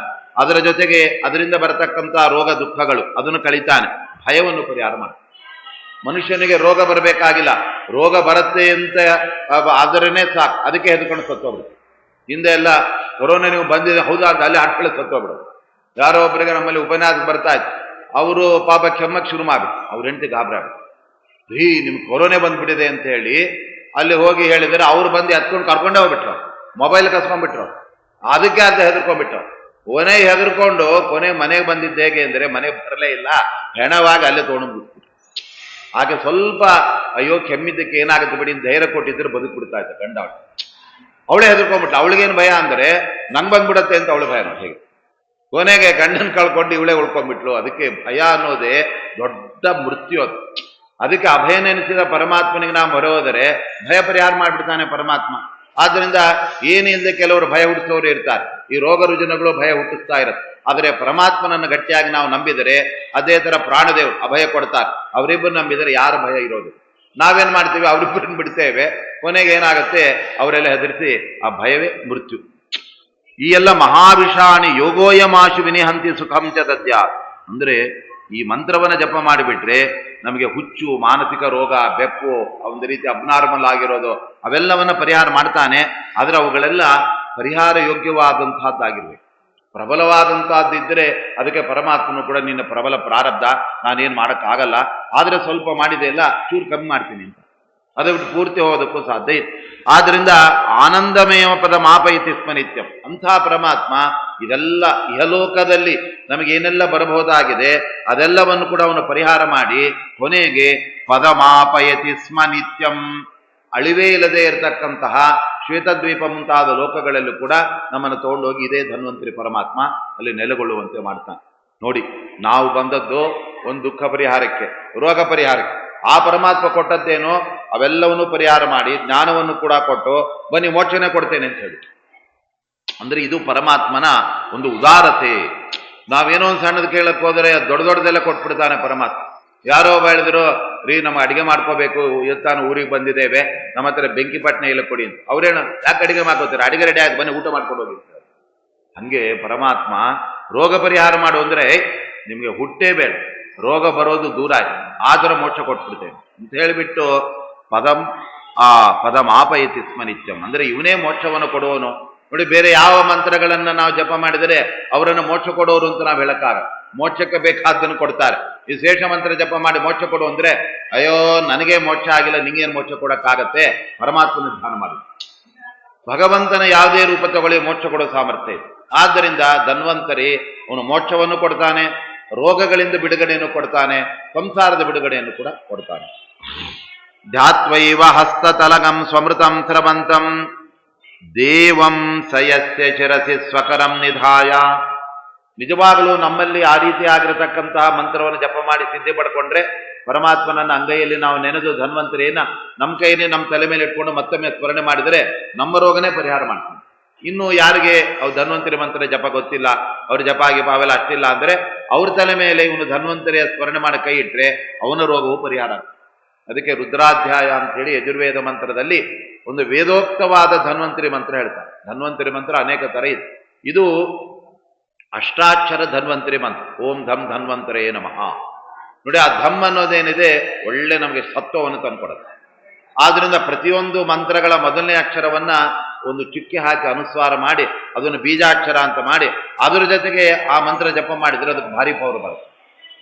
ಆದ್ರಿಂದ ಇದು ಅಷ್ಟಾಕ್ಷರ ಧನ್ವಂತರಿ ಮಂತ್ರವನ್ನು ಇಲ್ಲಿ ಆಚಾರ್ಯ ಹೇಳಿದರೆ ವೇದಗಳೆಲ್ಲ ಹೇಳ್ತಾ ಇದೆ, ಅಯ್ಯೋ ವೇದದ ಧನ್ವಂತರಿಯನ್ನು ನೀವು ಧ್ಯಾನ ಮಾಡಿಬಿಟ್ರೆ ಇನ್ನೂ ಪವರ್ಫುಲ್. ಆದ್ರಿಂದ ಆ ಕೈಯನ್ನು ತೆಗೆದುಕೊಂಡು ಇನ್ನೊಬ್ಬನಿಗೆ ರೋಗಿಷ್ಟ ಅಂತವನ ತಲೆ ಮೇಲೆ ಕೈ ಇಡಬೇಕಾದ್ರೆ ಅಯಮ್ಮೇ ಹಸ್ತೋ ಭಗವಾನ್ ಅಯಮ್ಮೇ ಭಗವತ್ತರಹ ಅಂತ ಒಂದು ಮಂತ್ರ. ಇದು ವೇದೋಕ್ತವಾದ ಧನ್ವಂತರಿ ಮಂತ್ರ. ಇದನ್ನು ಹೇಳ್ಕೊಂಡ್ಬಿಟ್ಟು ಅವನಿಗೆ ರೋಗ ಪರಿಹಾರ ಮಾಡಲಿ, ದೇವರೇ ಪರಿಹಾರ ಮಾಡಪ್ಪ, ಅವನ ಕಷ್ಟ ದೂರ ಮಾಡು ಅಂತ ಕೇಳ್ಕೊಂಡ್ಬಿಟ್ರೆ ದೇವರನ್ನ ಅವನಿಗೂ ಕೂಡ ಪರಿಹಾರ ಆಗಿ ಅವನಿಗೆ ಅಂತಹ ಶಕ್ತಿ ಮಂತ್ರಕ್ಕೆ ಇದೆ ಅಂತ.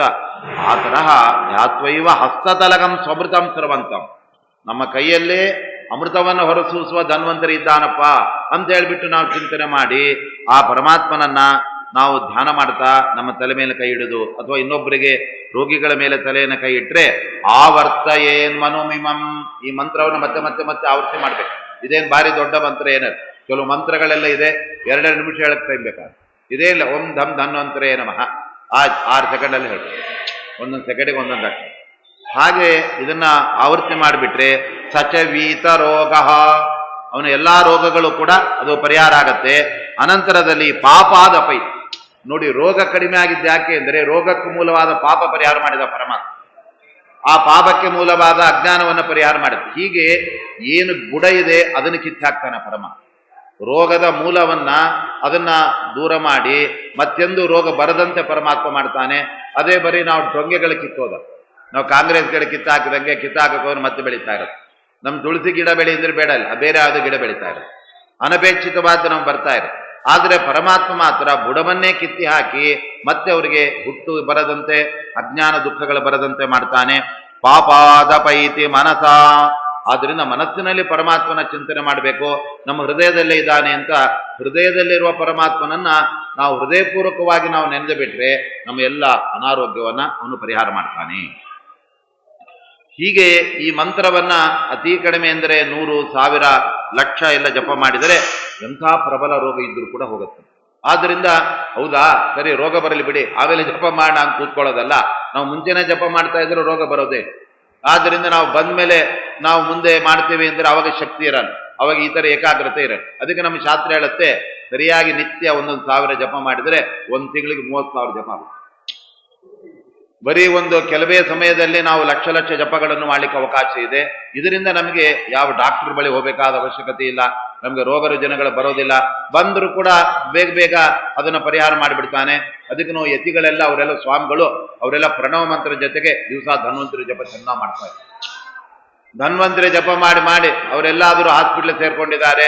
ಇವತ್ತು ಪಾಪ ಸ್ವಾಮಿಗಳಿಗೆ ಜ್ವರ ಬಂದಿದ್ದಾರೆ, ಪೂಜೆ ಇಲ್ಲ ಅಂತೆಲ್ಲ ಆದ್ರೂ ಹೇಳೋದಿದೆ. ನಮ್ಮನೆಯಲ್ಲಾದ್ರೂ ಇಲ್ಲ ರೀ, ಅವ್ರು ನಿನ್ನೆ ರಾತ್ರಿ ಲೇಟಾಗಿ ಬಂದ್ರೆ ಇವತ್ತು ಪೂಜೆ ಇಲ್ಲ, ಇವತ್ತು ಜ್ವರ ಬಂದಿದೆ ಪೂಜೆ ಇಲ್ಲ. ಪೂಜೆ ಇಲ್ಲದ್ದೇ ಜಾಸ್ತಿ ನಮ್ದಲ್ಲಿ ಮಾಡಿದ್ದಕ್ಕಿಂತ. ಯಾಕೆ ಅಂದ್ರೆ ಇವತ್ತು ಸರಿಯಾಗಿ ಜಪ ಮಾಡಲ್ಲ. ಅದಕ್ಕೆ ಶತಂ ಸಹಸ್ರಂ ಅಯುತಂ ಲಕ್ಷಂ ವಾ ರೋಗ ಸಂಶಯ, ಈ ಥರ ನಾವು ಮಾಡಿದಾಗ ಅದು ಸಜ್ಜನರಿಗೆ ದುಃಖ ಪರಿಹಾರ ಆಗೋದಕ್ಕೆ ಪರಮಾತ್ಮ ಈ ಒಂದು ದಿವ್ಯವಾದ ಮಂತ್ರವನ್ನ ಮಧ್ವಾಚಾರ್ಯರ ಮೂಲಕ ನಮಗೆ ನೀಡ್ತಿದ್ದಾನೆ. ಆದ್ರಿಂದ ಜ್ವರದಾಹಾದಿಶಾಂತ್ಯರ್ಥಂ ಅರ್ಪಯೇತ್ ತರ್ಪಯೇತ್ ಮನುನಾಮುನ. ಆದ್ರಿಂದ ನಮಗೆ ಜ್ವರಾದಿ ಉಪದ್ರವಗಳು ಮತ್ತೊಂದೆಲ್ಲ ಬರುವಾಗ ಈ ಮಂತ್ರವನ್ನ ಮುಂಚೆನೆ ಜಪ ಮಾಡಿ ತರ್ಪಣ ಕೊಟ್ಟು ಅಷ್ಟು ರೀತಿಯಾಗಿ ದೇವರನ್ನ ನಾವು ನೆನೆದು ಬಿಟ್ರೆ ಅವಾಗ ಧ್ಯಾತ್ವಾ ಹರಿಂ ಜಲೆ ಸಪ್ತರಾಪ್ತಂ ಜ್ಯೂತಿ ನಚ್ಚು. ಮತ್ತೊಂದು ಅದ್ಭುತವಾದಂತಹ ಉಪಾಯವನ್ನ ನಮಗೆ ಮಧ್ವಾಚಾರ್ಯ ಹೇಳ್ತಾ ಇದ್ದಾರೆ. 7 ದಿನಗಳ ಕಾಲ 7 ರಾತ್ರಿ ಅಂದ್ರೆ 7 ದಿನ 7 ಹಗಲು ಅದು ನೀರಿನಲ್ಲಿ ನಾವು ನಿಂತ್ಕೊಂಡು ಜಪವನ್ನ ಮಾಡಿಬಿಟ್ರೆ ಎಂಥ ಮಾಟ ಮಂತ್ರ ಕೃತ್ರಿಮ ಮಾಡಿದ್ರು ಹೋಗ್ಬಿಡುತ್ತೆ. ಜ್ಯೂತಿ ಅಂದ್ರೆ ಕೆಟ್ಟ ಕೆಟ್ಟ ವಾಮಾಚಾರಗಳನ್ನು ಮಾಡೋದು. ಅವುಗಳಿಗೆಲ್ಲ ಧನ್ವಂತರಿ ಅದು ಭಾರಿ ಪವರ್ಫುಲ್ ಆಗಿ ಕೆಲಸ ಮಾಡ್ತಾನೆ. ಪಿಶಾಚಿಗಳ ಬಾಧೆಯನ್ನೆಲ್ಲ ಆ ಪರಮಾತ್ಮ ದೂರ ಮಾಡ್ತಾನೆ ಅಂತಿದೆ. ಆದ್ದರಿಂದ ಅಂತಹ ಪರಮಾತ್ಮ ಅವನು ದ್ವಿಗುಣಾಮೃತಯ ಪಶ್ಚಾತ್ ಕೇವಲೇನ ಅಂತ ಹೇಳ್ತಾರೆ. ಅವನು 2 ಅಮೃತವನ್ನ ಕೊಡ್ತಾ ಇದ್ದಾನೆ. ಒಂದು ಆರೋಗ್ಯ ಎಂಬ ಅಮೃತ, ಇನ್ನೊಂದು ಜ್ಞಾನಾಮೃತ, 2 ಕೊಡ್ತಾನೆ. ಯಾಕೆಂದ್ರೆ ನೋಡಿ, ನಮಗೆ ಭಾಗ್ಯಗಳಲ್ಲಿ ಭಾರಿ ದೊಡ್ಡ ಭಾಗ್ಯ ಅಂದ್ರೆ ಆರೋಗ್ಯ ಭಾಗ್ಯ. ಅದೇ ಇಲ್ಲ ಅಂದ್ರೆ ಏನು ಪ್ರಯೋಜನ? ಎಲ್ಲ ಇದೆ, ಅವನ ಹತ್ರ ಆರೋಗ್ಯ ಇಲ್ಲ ಅಂದ್ರೆ ಅಯ್ಯೋ ಪಾಪ ಅಂತ. ದುಡ್ಡು ಇಲ್ಲದೆ ಇದ್ರೂ ಪರವಾಗಿಲ್ಲ, ಹೊಟ್ಟ ಚೆನ್ನಾಗಿ ಊಟ ಮಾಡ್ತಾನೆ, ಅದು ಮಾಡ್ತಾನೆ, ಸುಖವಾಗಿದ್ದಾನೆ. ಅವನಿಗೇನು ಅಂತ ಹೇಳಿದ್ರೆ ಅನಾರೋಗ್ಯ ಸಮಸ್ಯೆನೇ ಇದೆ. ಅದೆಲ್ಲ ಬರಬೇಕು ಅಂತ ಆದ್ರೆ ಧನ್ವಂತರಿ ಅನುಗ್ರಹ. ಆ ದೃಷ್ಟಿಯಿಂದ ಪರಮಾತ್ಮ ನಮಗೆ ಆರೋಗ್ಯವನ್ನು ಕೊಡೋದಕ್ಕೆ ಈ ಧನ್ವಂತರಿಯನ್ನ ವಿಶೇಷವಾಗಿ ಚಿಂತನೆ ಮಾಡಬೇಕು ಅಂತ ಈ ಧನ್ವಂತರಿಯ ಪ್ರಾರ್ಥನೆಯಲ್ಲಿ ಬಂದಿದೆ. ಅದರ ಜೊತೆಗೆ ಇವತ್ತು ಪದ್ಮನಾಭ ತೀರ್ಥರ ಬಗ್ಗೆನೂ ಕೂಡ ಅವರ ಸ್ಮರಣೆಯನ್ನು ಮಾಡತಕ್ಕಂತಹ ದಿನ. ಯಾಕೆಂದ್ರೆ ಅವರ ಮಧ್ಯಾರಾಧನೆಯ ಒಂದು ಪರ್ವಕಾಲ. ಪದ್ಮನಾಭ ತೀರ್ಥರು ಶ್ರೀಮದ್ ಆಚಾರ್ಯರ ಪರಂಪರೆಯಲ್ಲಿ ಬಂದ ಪ್ರಪ್ರಥಮ ಯತಿಗಳು. ಅಷ್ಟೇ ಅಲ್ಲ, ಅವರಿಂದ ಭಾಷ್ಯವನ್ನು ಕೂಡ ಮೊಟ್ಟ ಮೊದಲು ಕೇಳಿದವರು. ಅಷ್ಟೇ ಅಲ್ಲ, ಅವರು ಅಪ್ಪಣೆಯಿಂದ ಅದಕ್ಕೆ ವ್ಯಾಖ್ಯಾನವನ್ನು ಕೂಡ ಅದು ಟೀಕೆ ಅಂತ ಅವರು ರಚನೆ ಮಾಡಿದವರು.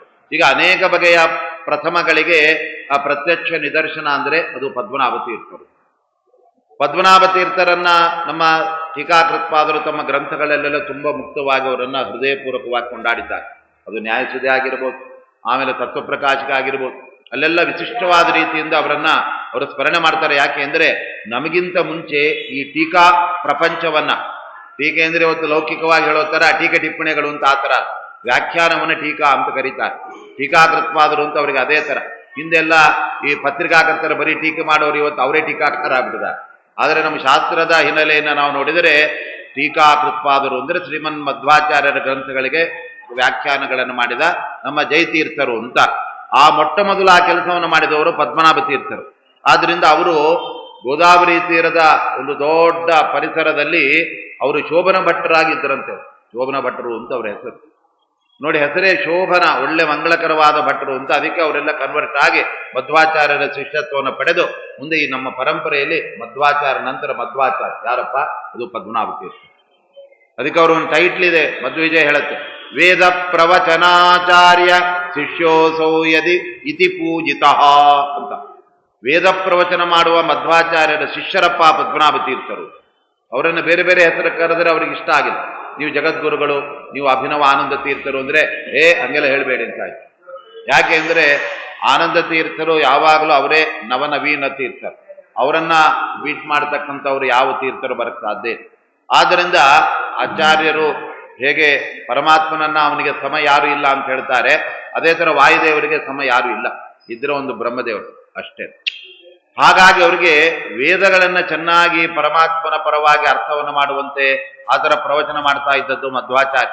ಅವರು ತಮ್ಮ ಸಿದ್ಧಾಂತದ ಜೊತೆಗೆ ವೇದಗಳಿಗೆಲ್ಲ ಭಗವತ್ಪರವಾದ ಅರ್ಥ ಹೇಳಿಕ್ಕೆ ಶುರು ಮಾಡಿ. ನೀವೆಲ್ಲ ತಿಳ್ಕೊಂಡಂತೆ ಅಗ್ನಿ ಅಂದರೆ ಈ ಜಡಾಗ್ನಿ ಅಲ್ಲ, ಅಗ್ನಿದೇವರಲ್ಲ, ಮತ್ತೆ ಯಾರು? ಪ್ರಾಣಾಗ್ನಿ, ಆಮೇಲೆ ಪ್ರಾಣ ನಾರಾಯಣಾಗ್ನಿ ಅಂತೆಲ್ಲ ಹೇಳ್ತಾರೆ. ಪರಮಾತ್ಮನಿಗೂ ನಾರಾಯಣಾಗ್ನಿ ಅಂತ ಹೆಸರು, ಅಗ್ನಿ ನಾರಾಯಣ ಅಂತ ಹೆಸರು. ಆದ್ರಿಂದ ಅಗ್ನಿ ಒಳಗಡೆ ಇರುವ ನಾರಾಯಣ. ನಾವು ಬರೀ ಒಂದೇ ತಗೊಳ್ತೀವಿ, ಇನ್ನೊಂದು ಬಿಟ್ಬಿಡ್ತೇವೆ. ಆ ತರಹ ಅವರು ವೇದಗಳ ಅರ್ಥವನ್ನ ಮಧ್ವಾಚಾರ್ಯ ಚೆನ್ನಾಗಿ ಹೇಳಿ, ಅವರು ವೇದಾರ್ಥ ಹೇಳ್ತಾರೆ ಅಂತ ಹೋದೆಲ್ಲ ಅವರನ್ನ ಜನ ಕೇಳು. ಎಲ್ಲೋ ಕೇರಳಕ್ಕೆ ಮಧ್ವಾಚಾರ್ಯ ಸಂಚಾರ ಕ್ರಮ ಆದಿಂದ ಅವರು ಬಂದ್ರೆ ನೀವು ಈ ಐತರೇ ಸೂಕ್ತ ಅರ್ಥ ಹೇಳ್ರಿ ಅಂತ. ಅಂದ್ರೆ ಅವ್ರಿಗೆ ಗೊತ್ತಿಲ್ಲ, ಅವ್ರು ಇಲ್ಲ ಅಂದ್ಬಿಡ್ತಾರೆ, ನಾವು ಕೇಕೆ ಹಾಕಿ ಕುಣಿಬೇಕು ಅಂತ ಅವ್ರ ಮನಸ್ಸಲ್ಲಿ. ಮಧ್ವಾಚಾರ್ಯ ಹೇಳಿದ್ರು ನನಗೂ ಅದೇ ಬೇಕಾಗಿದ್ದು, ಬನ್ನಿ ಹೇಳ್ತೀನಿ ಅಂತ ಶುರು ಮಾಡಿ. ಹೀಗೆ ಮತ್ತೊಂದು ಕಡೆ ದಾನ ಸೂಕ್ತದ ಅರ್ಥ, ಆ ಸೂಕ್ತಗಳೇ ಗೊತ್ತಿಲ್ಲ ಎಷ್ಟೋ ಜನ. ಆ ದಾನ ಸೂಕ್ತದ ಅರ್ಥ ಅಂದ್ರೆ ಯಾರು ಹೇಳೋದೇ ಬರಕ್ಕಾಗ. ಅದಕ್ಕೆಲ್ಲ ಹೇಳಿ, ಆ ಶಬ್ದಗಳಿಗೆ ಅರ್ಥ ಹೇಳಿ ಎಲ್ಲರನ್ನು ಬೆರಗೊಳಿಸಿದವರು ಮಧ್ವಾಚಾರ್ಯ. ಆದ್ರಿಂದ ವೇದ ಪ್ರವಚನಾಚಾರ್ಯ ಶಿಷ್ಯ ಪದ್ಮನಾಭ ತೀರ್ಥರು ಮಧ್ವಾಚಾರ್ಯರ ನಂತರ ಅವರ ಅಚ್ಚುಮೆಚ್ಚಿನ ಪ್ರಥಮ ಶಿಷ್ಯರು. ಆದರೆ ನಮಗೆಲ್ಲ ಕರ್ನಾಟಕ ಪೂರ್ವ ಸಜ್ಜನ ಗುರು ಶ್ರೀ ಪದ್ಮನಾಭಾಕ್ವಯ ನಮ್ಮೆಲ್ಲರಿಗೆ ಅವರು ಗುರುಗಳು. ಯಾಕಂದ್ರೆ ಪದ್ಮನಾಭ ತೀರ್ಥರು ಇಲ್ಲದೆ ಇದ್ರೆ ಯಾವ ಮಠಗಳೇ ಇರ್ತಾ ಇತ್ತು, ಅವರೆಲ್ಲ ಮಠಗಳಿಗೆ ಮೂಲ ಪುರುಷ. ಆದ್ದರಿಂದಾಗಿ ಅಂತಹ ಪದ್ಮನಾಭ ತೀರ್ಥರನ್ನ ಶೋಭನ ಭಟ್ಟರು ಅಂತ ಮೊದಲು ಕರೀತಾ ಇದ್ರು. ಅವರು ಆಂಧ್ರದ ಪರಿಸರದಲ್ಲಿ ರಾಜಮಹೇಂದ್ರಿ ಅಂತ ಅಲ್ಲಿ ಗೋದಾವರಿ ತೀರದಲ್ಲಿ ದೊಡ್ಡ ಸಭೆಗಳನ್ನು ನಡೆಸೋದು, ಪ್ರತಿ ವರ್ಷ ಬಂದವರಿಗೆಲ್ಲ ಅವರ ಪಾಂಡಿತ್ಯವನ್ನ ಗಮನಿಸಿ ಅದಕ್ಕೆ ತಕ್ಕಂತ ಸಮ್ಮಾನ ಕೊಡೋದೆಲ್ಲ ಮಾಡ್ತಾರೆ. ಆ ಸಂದರ್ಭದಲ್ಲಿ ಅಲ್ಲಿಗೆ ಮಧ್ವಾಚಾರ್ಯ ಬರ್ತಾರೆ. ಅವರು ಅಷ್ಟೊತ್ತಿಗೆ ಭಾಷ್ಯ ರಚನೆ ಮಾಡಿದ್ದಾರೆ. ಅವರು ಬದರಿಕಾಶ್ರಮದಲ್ಲೇ ಅಲಕನಂದ ತೀರದಲ್ಲಿ ಬ್ರಹ್ಮಸೂತ್ರ ಭಾಷ್ಯವನ್ನ ಪರಿಪೂರ್ಣಂ ಗುರುಂಶ್ಚಾಪಿ ನತ್ವಾ ಸೂತ್ರಾರ್ಥ ಉಚ್ಯತೆ ಅಂತೇಳಿ ಸೂತ್ರಾರ್ಥವನ್ನ ನಾವು ಹೇಳ್ತೇವೆ ಎಂದು ಭಾಷ್ಯ ಬರೆದು ಮುಗಿಸ್ಬಿಟ್ರೆಲ್ಲ. ಅದನ್ನ ಪ್ರವಚನ ಮಾಡಲಿಕ್ಕೆ ಆಂಧ್ರ ಪ್ರದೇಶಕ್ಕೆ ಬಂದ. ಅಲ್ಲೇ ಶೋಭನ ಭಟ್ ಅವ್ರು ಬಂದು ವಿದ್ವಾಂಸರಿಗೆಲ್ಲ ನೀವು ಹೇಳಿ, ನಿಮ್ಗೇನು ಗೊತ್ತಿದೆ ಹೇಳಿ ಹೇಳಿ ಅಂತ ಇದ್ರು. ಆಚಾರ್ಯ ಬಂದರು, ನಾವು ಹೊಸ ಭಾಷ್ಯ ಹೇಳ್ತಾ ಇದ್ದೀವಿ ಅಂತ. ಏನು ಹೊಸ ಭಾಷ್ಯವೇ? ಇದುವರೆಗೆ ಇದ್ದದ್ದು ಒಂದೇ ಅಲ್ವಾ, ಅದ್ವೈತ ಭಾಷ್ಯ, ರಾಮಾನುಜ ಭಾಷ್ಯ, ನೀವೇನು ಹೊಸ ಭಾಷ್ಯ ಹೇಳ್ತೀರಾ? ಏನು ನಿಮ್ಮ ಭಾಷ್ಯಕ್ಕೆ ಹೆಸರು? ಮಧ್ವಾಚಾರ್ಯ ತಮ್ಮ ಭಾಷ್ಯಕ್ಕೆ ಏನು ಹೆಸರು ಇಟ್ಟಿಲ್ಲ. ಆದರೆ ಅನಂತರದಲ್ಲಿ ಬಂದಂತಹ ನಮ್ಮ ವ್ಯಾಸತೀರ್ಥರು, ವ್ಯಾಸರಾಜ ಗುರುಸಾರ್ವಭೌಮರು ಅವರು ಚಂದ್ರಿಕಾ ಗ್ರಂಥವನ್ನು ರಚನೆ ಮಾಡುವಾಗ ಅವರು ಹೇಳ್ತಾರೆ, ನಾವು ತತ್ವಪ್ರಕಾಶಿಕ ಅನ್ನುವ ಟೀಕೆಗೆ ಚಂದ್ರಿಕಾ ಅಂತ ವ್ಯಾಖ್ಯಾನ ಬರಿತಾ ಇದ್ದೇವೆ. ಆದರೆ ಟೀಕಾರಾಯರು ಮಧ್ವರ ಭಾಷ್ಯಕ್ಕೆ ಅವರು ವ್ಯಾಖ್ಯಾನ ಮಾಡಿದ್ದಾರೆ. ಅಂತ ಮಧ್ವರ ಭಾಷ್ಯಕ್ಕೆ ಏನು ಹೆಸರು ಅಂದರೆ ನಮ್ಮ ವ್ಯಾಸರಾಜ ಗುರುಸಾರ್ವಭೌಮರು ಹೇಳ್ತಾರೆ, ಶ್ರೀಮದ್ ಭಾಷ್ಯತ್ಯ ಯಾ ಟೀಕಾ ನಿರ್ಮಿತ ಅಂತ ಹೇಳ್ತಾರೆ. ಅವರು ಶ್ರೀಮದ್ ಭಾಷ್ಯ ಅಂತ ಮಧ್ವಾಚಾರ ಭಾಷ್ಯವನ್ನು ಮೊಟ್ಟ ಮೊದಲು ಕರೆದರು. ರಾಮಾನುಜ ಭಾಷ್ಯಕ್ಕೆ ಶ್ರೀ ಭಾಷ್ಯ ಅಂತ ಹೆಸರು. ಆಮೇಲೆ ಅದ್ವೈತಗಳು ಬರೆದಿರತಕ್ಕಂತಹ ಒಂದು ಸೂತ್ರ ಭಾಷ್ಯಕ್ಕೆ ಅದು ಶಾರೀರಿಕ ಭಾಷ್ಯ ಅಂತ ಅದಕ್ಕೆಲ್ಲ ಬರೀ ಜೀವನ ಬಗ್ಗೆ ಹೇಳುತ್ತೆ. ಶರೀರದಲ್ಲಿ ಹುಟ್ಟುವ ಜೀವ ಶಾರೀರಿಕ, ಅವನ ಬಗ್ಗೆ ಹೇಳುತ್ತೆ ಅಂತ ಅವ್ರು ಹೇಳಿ. ಇವ್ರು ಹೇಳಿದ್ರು ಶ್ರೀಭಾಷ್ಯ ಅಂತ ರಾಮಾನುಜ. ನಾವು ಅದೇ ಇಟ್ಕೊಂಡ್ಬಿಟ್ರೆ ಹೇಗೆ? ಅದಕ್ಕೆ ನಮ್ಮ ವ್ಯಾಸರಾಜ ಸ್ವಾಮಿಗಳು ಅದಕ್ಕಿಂತ ಮುಂಚೆ ಮಧ್ವಾಚಾರ ಭಾಷ್ಯಕ್ಕೆ ಏನು ಹೇಳ್ತಾರೆ ಅಂತ ಅವ್ರಿಗೆಲ್ಲ ಗೊಂದಲ ಇತ್ತು. ಆ ಗೊಂದಲ ಪರಿಹಾರ ಮಾಡಿ ವ್ಯಾಸತೀರ್ಥರು ಹೇಳ್ತಾ ಇದ್ದಾರೆ, ವ್ಯಾಸರಾಜ ಗುರುಸಾರ್ವಭೌಮರು ನೋಡಿ, ಶ್ರೀಮದ್ ಭಾಷ್ಯಸ್ಯ ಯಾ ಟೀಕಾ ಜಯತೀರ್ಥಾರೇ ನಿರ್ಮಿತ.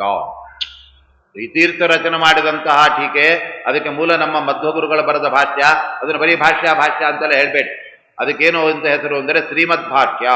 ಅದನ್ನ ರಚನೆ ಮಾಡಿದ ಮಧ್ವಾಚಾರ್ಯರನ್ನು ಕೂಡ ಬರೀ ಮಧ್ವಾಚಾರ್ಯ ಅಂತ ಹೇಳಿಕ್ಕಿಲ್ಲ, ಶ್ರೀಮನ್ ಮಧ್ವಾಚಾರ್ಯ. ನಮ್ಮ ಸಿದ್ಧಾಂತ ಶ್ರೀಮನ್ ಮಧ್ವಮತೆ.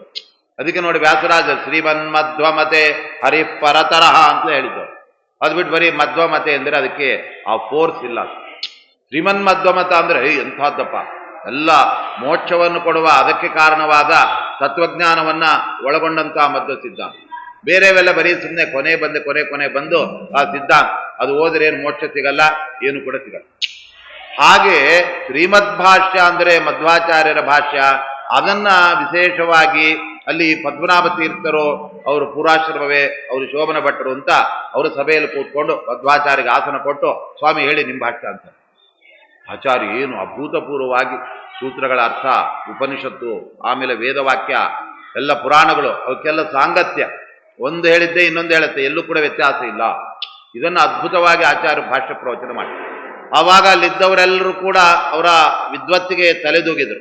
ಆದರೆ ನಮ್ಮ ಪದ್ಮನಾಭ ತೀರ್ಥರು ಶೋಭನ ಭಟ್ರೇನಿದ್ದಾರೆ, ಅವರು ಶ್ರೀಮದ್ ಆಚಾರ್ಯರಿಗೇನೆ ಶರಣಾಗತರಾಗಿದ್ರು. ನಾವು ಇದುವರೆಗೂ ಇಷ್ಟೆಲ್ಲ ಭಾಷ್ಯ ಕೇಳಿದ್ವಿ, ಆದರೆ ಯಾವುದು ಕೂಡ ಇಷ್ಟು ಸುಸಂಗತವಾಗಿ ಪ್ರಮಾಣಬದ್ಧವಾಗಿ ಸೂತ್ರಗಳ ನೇರ ಅರ್ಥವನ್ನ ಹೇಳುವಂತೆ ಅವರು ಬರೀಲೇ ಇಲ್ಲ. ತಮ್ಮ ತಲೆಯಲ್ಲಿ ಇದ್ದದ್ದನ್ನೆಲ್ಲ ಅಲ್ಲಿ ಸೇರಿಸ್ಬಿಟ್ಟಿದ್ದಾರೆ. ನಾವೆಲ್ಲ ಅದು ಸೂತ್ರ ಎಲ್ಲಿದೆ ಅಂತ ಹುಡುಕಿದ್ದು ನೋಡಿದ್ರೆ ಕೊನೆ ಸೂತ್ರದಲ್ಲೇ ಇಲ್ಲ. ಆದರೆ ನೀವು ಆ ಥರ ಬರೆದದ್ದರಿಂದ ನಮ್ಗೆ ಭಾರಿ ಆನಂದವಾಗಿದೆ ಅಂತ ಅವರು ಕೂಡ ಅವರ ಹತ್ರ ಪ್ರಾರ್ಥನೆ ಮಾಡಿ ನಮಗೆ ಜ್ಞಾನ ಕೊಡಿ ಸ್ವಾಮಿ ಅಂತ ಅವರು ಸೇವೆ ಮಾಡಿ ಶುರು ಮಾಡಿ. ಯಾಕಂದ್ರೆ ದೊಡ್ಡವರು ಜ್ಞಾನ ಕೊಡಬೇಕು ಅಂದ್ರೆ ರೇ ನಮ್ಗೊಂದು ಸ್ವಲ್ಪ ಹೇಳ್ಕೊಡ್ರಿ ಅಂದ್ರೆ ಆಯ್ತು ಅಂತ ಹೇಳ್ಕೊಡಲ್ಲ. ಅವನೇನು ಸುಮ್ಮನೆ ಬಂದಿದ್ದಾನ, ಅವನಿಗೆ ಏನಂತ ಯೋಗ್ಯತೆ ಇದೆಯಾ ಅದೆಲ್ಲ ಪರೀಕ್ಷೆ ಮಾಡಿ ಜ್ಞಾನ ಕೊಡಬೇಕು. ಇಲ್ಲ ಹೋದರೆ ಅವನಿಗೆ ಅದು ದುರುಪಯೋಗ ಆಗ್ಬೇಕು. ಅದು ಇವತ್ತೆಲ್ಲ ಬಿಡಿ ನಾಳೆ ಬರ್ತೀನಿ ಹೇಳ್ಕೊಡಿ, ನಾಳೆ ಹೇಳ್ಕೊಡ್ತೀನಿ ಅಂದ್ರೆ ಅವ್ನು ನಾಳೆ ಬರಲೇ ಇಲ್ಲ ಅಂದ್ರೆ ಅವನಿಗೆ ಇಂಟ್ರೆಸ್ಟ್ ಇಲ್ಲ ಅಂತ ಅರ್ಥ.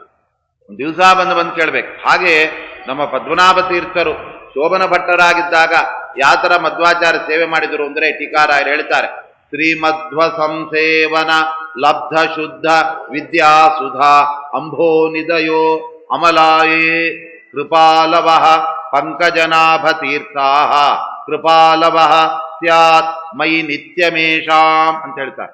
ಸ್ವಾಮಿ ಪದ್ಮನಾಭ ತೀರ್ಥರೇ, ನಿಮ್ಮನ್ನ ಪಂಕಜನಾಭ ತೀರ್ಥರು ಅಂತ ನಾವು ಕರಿತೇವೆ. ಯಾಕೆ ಅಂದರೆ ಪಂಕಜ ಅಂದರು ಪದ್ಮ ಅಂದರು ಒಂದೇ. ಆ ಛಂದಸ್ಸಿಗೆ ಅನುಗುಣವಾಗುವಂತೆ ಒಂದು ದೊಡ್ಡ ಛಂದಸ್ಸಿನಿಂದ ಅವು ತಮ್ಮ ಗುರುಗಳು, ತಮ್ಮ ಪೂರ್ವ ಗುರುಗಳು, ಪೂರ್ವಾಚಾರ್ಯರು, ಪೂರ್ವ ಸೂರಿಗಳು ಅಂತ ಅವರನ್ನು ಕರೀತಾರೆ. ಅವರು ಕೃಪಾಲವಹ ಪಂಕಜನಾಭ ತೀರ್ಥ. ಅವರ ಕೃಪೆ, ನಮ್ಗೆಲ್ಲಾ ಕೃಪೆ ಅವ್ರು ನಮ್ಗೆ ಕೊಡೋದು ಬೇಡಪ್ಪ, ಅವರ ಕೃಪೆಯಲ್ಲಿ ಒಂದು ಹನಿ, ಒಂದು ಲವ, ಒಂದು ತೃಣ ನಮ್ಮ ಮೇಲೆ ಹಾಕ್ಬಿಟ್ರೆ ಹಬ್ಬ, ಅದಕ್ಕೆ ನಾವು ಬಹಳ ಧನ್ಯರಾಗ್ಬಿಡ್ತೀವಿ.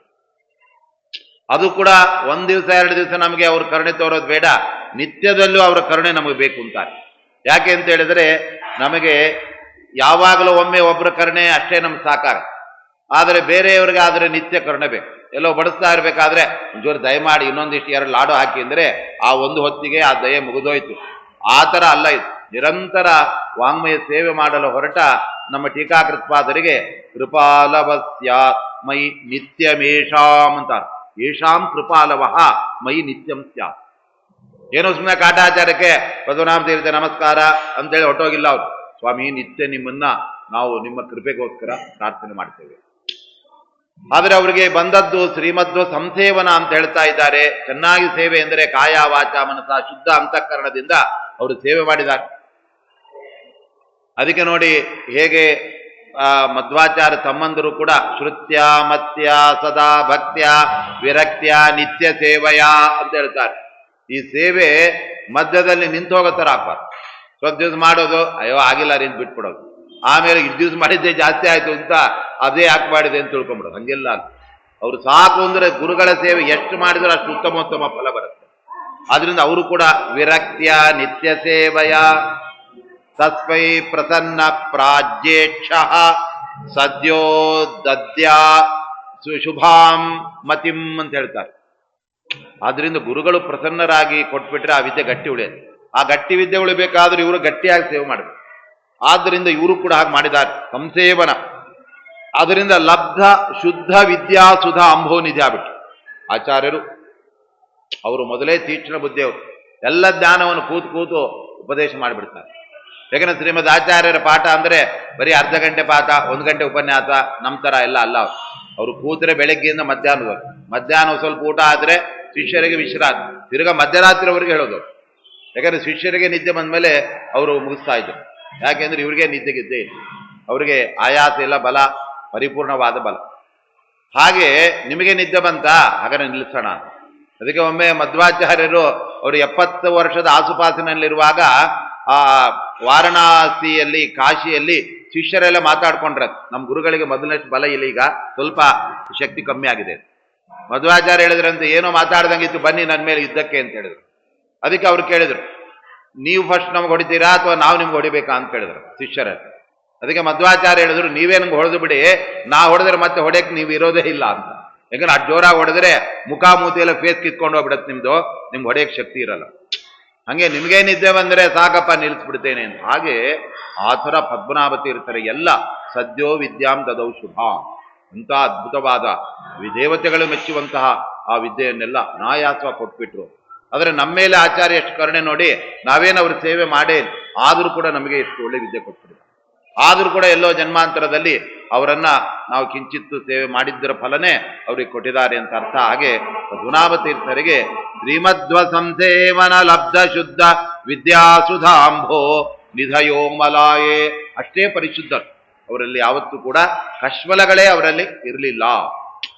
ಆದ್ರಿಂದ ಅಂತಹ ಪದ್ಮನಾಭ ತೀರ್ಥರು ನಮಗೆ ದಯೆ ಮಾಡಲಿ, ಅವರು ದಯೆ ತೋರ್ಲಿ ಅಂತ ಟೀಕಾರಾಯರು ಕೇಳ್ತಾ ಇದ್ದಾರೆ ಅಂದರೆ ಅವ್ರು ಎಷ್ಟು ದೊಡ್ಡ ಸ್ಥಾನದಲ್ಲಿದ್ದಾರೆ. ಯಾಕೆಂದ್ರೆ ಪದ್ಮನಾಭ ತೀರ್ಥರು ಶೇಷದೇವರು, ನಮ್ಮ ಟೀಕಾರಾಯರು ಅವರು ಇಂದ್ರದೇವರು 8ನೇ ಕಕ್ಷೆ, ಶೇಷದೇವರು 5, ಮತ್ತೆ ಗುರುಗಳೇ ಅಲ್ಲ ಸ್ವರೂಪದಲ್ಲೂ ಅವರು ಗುರುಗಳೇ, ಅವತಾರದಲ್ಲೂ ಮೊದಲೇ ಬಂದ್ಬಿಟ್ಟಿದ್ದಾರೆ. ಆಮೇಲೆ 100 ವರ್ಷ ಆದ್ಮೇಲೆ ಇವರು ಬಂದಿದ್ದಾರೆ. ಆಮೇಲೆ ನ್ಯಾಯಸುಧಾ ಗ್ರಂಥ, ಅಲ್ಲೂ ಕೂಡ ಮಧ್ವಾಚಾರ್ಯರನ್ನ ಸ್ತೋತ್ರ ಮಾಡಿ ಅನಂತರದಲ್ಲಿ ಪದ್ಮನಾಭ ತೀರ್ಥರನ್ನ ಮರೆತಿಲ್ಲ ನೋಡಿ ನಮ್ಮ ಟೀಕಾರ. ಬಿಡಿ, ನಾವೇ ದೊಡ್ಡ ಟೀಕಾಕಾರ ಆದ್ಮೇಲೆ ಅವ್ರನ್ನೇ ನಮಸ್ಕಾರ ಮಾಡೋದು ಅಂತ ಅವರು ಪಾಪ ಉದಾಸೀನ ಮಾಡದೆ ಅಲ್ಲಿಯೂ ಕೂಡ ರಮಾ ನಿವಾಸೋಚಿತ ವಾಸಭೂಮಿ ಸನ್ಯಾಯ ರತ್ನಾವಲಿ ಜನ್ಮಭೂಮಿ ವೈರಾಗ್ಯ ಭಾಗ್ಯ ಮಮ ಪದ್ಮನಾಭ ತೀರ್ಥಾಮೃತಾಪ್ತಿ ಭವತಾತ್ ವಿಭೂತ್ಯೈ ಅಂತ ಹೇಳ್ತಾರೆ. ಟೀಕಾರಾಯರು ಎಂಥ ದೊಡ್ಡ ವಿರಕ್ತರು ಅಂತ ಜಗತ್ತಿಗೆ ಗೊತ್ತು. ಅವರಿಗೆ ಮದುವೆ ಮಾಡಿ 2 ಕನ್ಯೆಯರನ್ನ ಆ ಶೋಭನ ಪ್ರಸ್ಥಕ್ಕೆ ಕಳಿಸ್ಕೊಟ್ರೆ ಸರ್ಪವಾಗಿ ಕೂತ್ಬಿಟ್ಟಿದ. ಆನಂತರದಲ್ಲಿ ನನಗೆ ಈ ಮದುವೆ ಇದೆಲ್ಲ ನಂಗೆ ಬೇಕಾಗಿಲ್ಲ, ನನ್ನ ಕೆಲಸನೇ ಬೇರೆ ಇದೆ ಅಂತ ಹೇಳಿ ಆಮೇಲೆ ಅಲ್ಲಿ ಹೊರಟು ಬಂದು ಆಮೇಲೆ ಗ್ರಂಥ ಎಲ್ಲ ರಚನೆ ಮಾಡಿದ. ಆದರೆ ಅವ್ರು ಹೇಳ್ತಾ ಇದ್ದಾರೆ, ನಮಗೆ ವೈರಾಗ್ಯ ಭಾಗ್ಯವನ್ನ ಪದ್ಮನಾಭ ತೀರ್ಥರು ಕೊಡ್ಲಿ, ಅವರು ನಿಜವಾದಂತಹ ವಿರಕ್ತಿ ಶಿರೋಮಣಿಗಳು ಶಿಖಾಮಣಿಗಳು ಅಂತ ಹೇಳ್ತಾ ಇದ್ದಾರೆ. ಅಷ್ಟೇ ಅಲ್ಲದೇನೆ ಪದ್ಮನಾಭ ತೀರ್ಥರನ್ನ ಅಮೃತದ ಕಡಲು ಅಂತ ಹೇಳ್ತಾರೆ. ಬರೀ ಅಮೃತ ಅಲ್ಲ, ಇವರು ಜ್ಞಾನಾಮೃತ ತುಂಬಿದೆ ಅಲ್ಲ, ಜ್ಞಾನಾಮೃತದ ಕಡಲೆ ಅವರಾಗ್ಬಿಟ್ಟಿದ್ದಾರೆ. ಅಂದ್ರೆ ಅಪಾರವಾದ ಜ್ಞಾನ ಸಮುದ್ರ ಅವರು. ನೋಡಿ, ಸಮುದ್ರದ ಮಧ್ಯದಲ್ಲಿ ಪರಮಾತ್ಮ ಇರ್ತಾರೆ, ಕೆಳಗಡೆ ರತ್ನಗಳೆಲ್ಲ ಇರುತ್ತೆ. ಅದೇ ತರ ಇಲ್ಲೇನು ಅಂತ ಹೇಳಿದ್ರೆ ಅವ್ರು ಹೇಳ್ತಾರೆ, ರಮಾ ನಿವಾಸೋಚಿತ ವಾಸಭೂಮಿ. ಲಕ್ಷ್ಮೀಪತಿಯಾದ ಪರಮಾತ್ಮನೇ ಹೃದಯದಲ್ಲಿ ಯಾವಾಗಲೂ ಬಂದು ಕೂತ್ಕೊಂಡ್ಬಿಟ್ಟಿದ. ಯಾಕೆಂದ್ರೆ ಜ್ಞಾನಿಗಳ ಹೃದಯದಲ್ಲಿ ಬರೀ ಭಗವಂತನೇ ಇರು, ಆದ್ರೆ ನಮ್ಮ ಹೃದಯದಲ್ಲೆಲ್ಲ ಬರೀ ದುಡ್ಡು, ತಿನ್ನೋದು, ಉಣ್ಣೋದು, ಮಲಗೋದು ಇದೇ ತೋರ್ಕೊಂಡ್ಬಿಟ್ಟ. ಆದ್ರಿಂದ ಅವರು ಸದಾ ಪರಮಾತ್ಮನ ಚಿಂತನೆಯನ್ನು ಮಾಡ್ತಾ ಇದ್ದದ್ರಿಂದ ಅವರ ಹೃದಯದಲ್ಲಿ ಅವರ ಹೃದಯ ಅದು ರಮಾ ನಿವಾಸ ಆಗ್ಬಿಟ್ಟಿದೆ. ಅಷ್ಟೇ ಅಲ್ಲ, ಪರಮಾತ್ಮ ನಮ್ಮ ಹೃದಯದಲ್ಲೂ ಇದ್ದಾನೆ, ಆದರೆ ಹಿಂಗಿದ್ದು ಮತ್ತೆ ಹೊಟ್ಟೋಗ್ಬಿಡ್ತಾನೆ ಅಷ್ಟೆ. ಇವರೇನು ಚಿಂತನೆ ಮಾಡ್ತಾ ಇಲ್ಲ.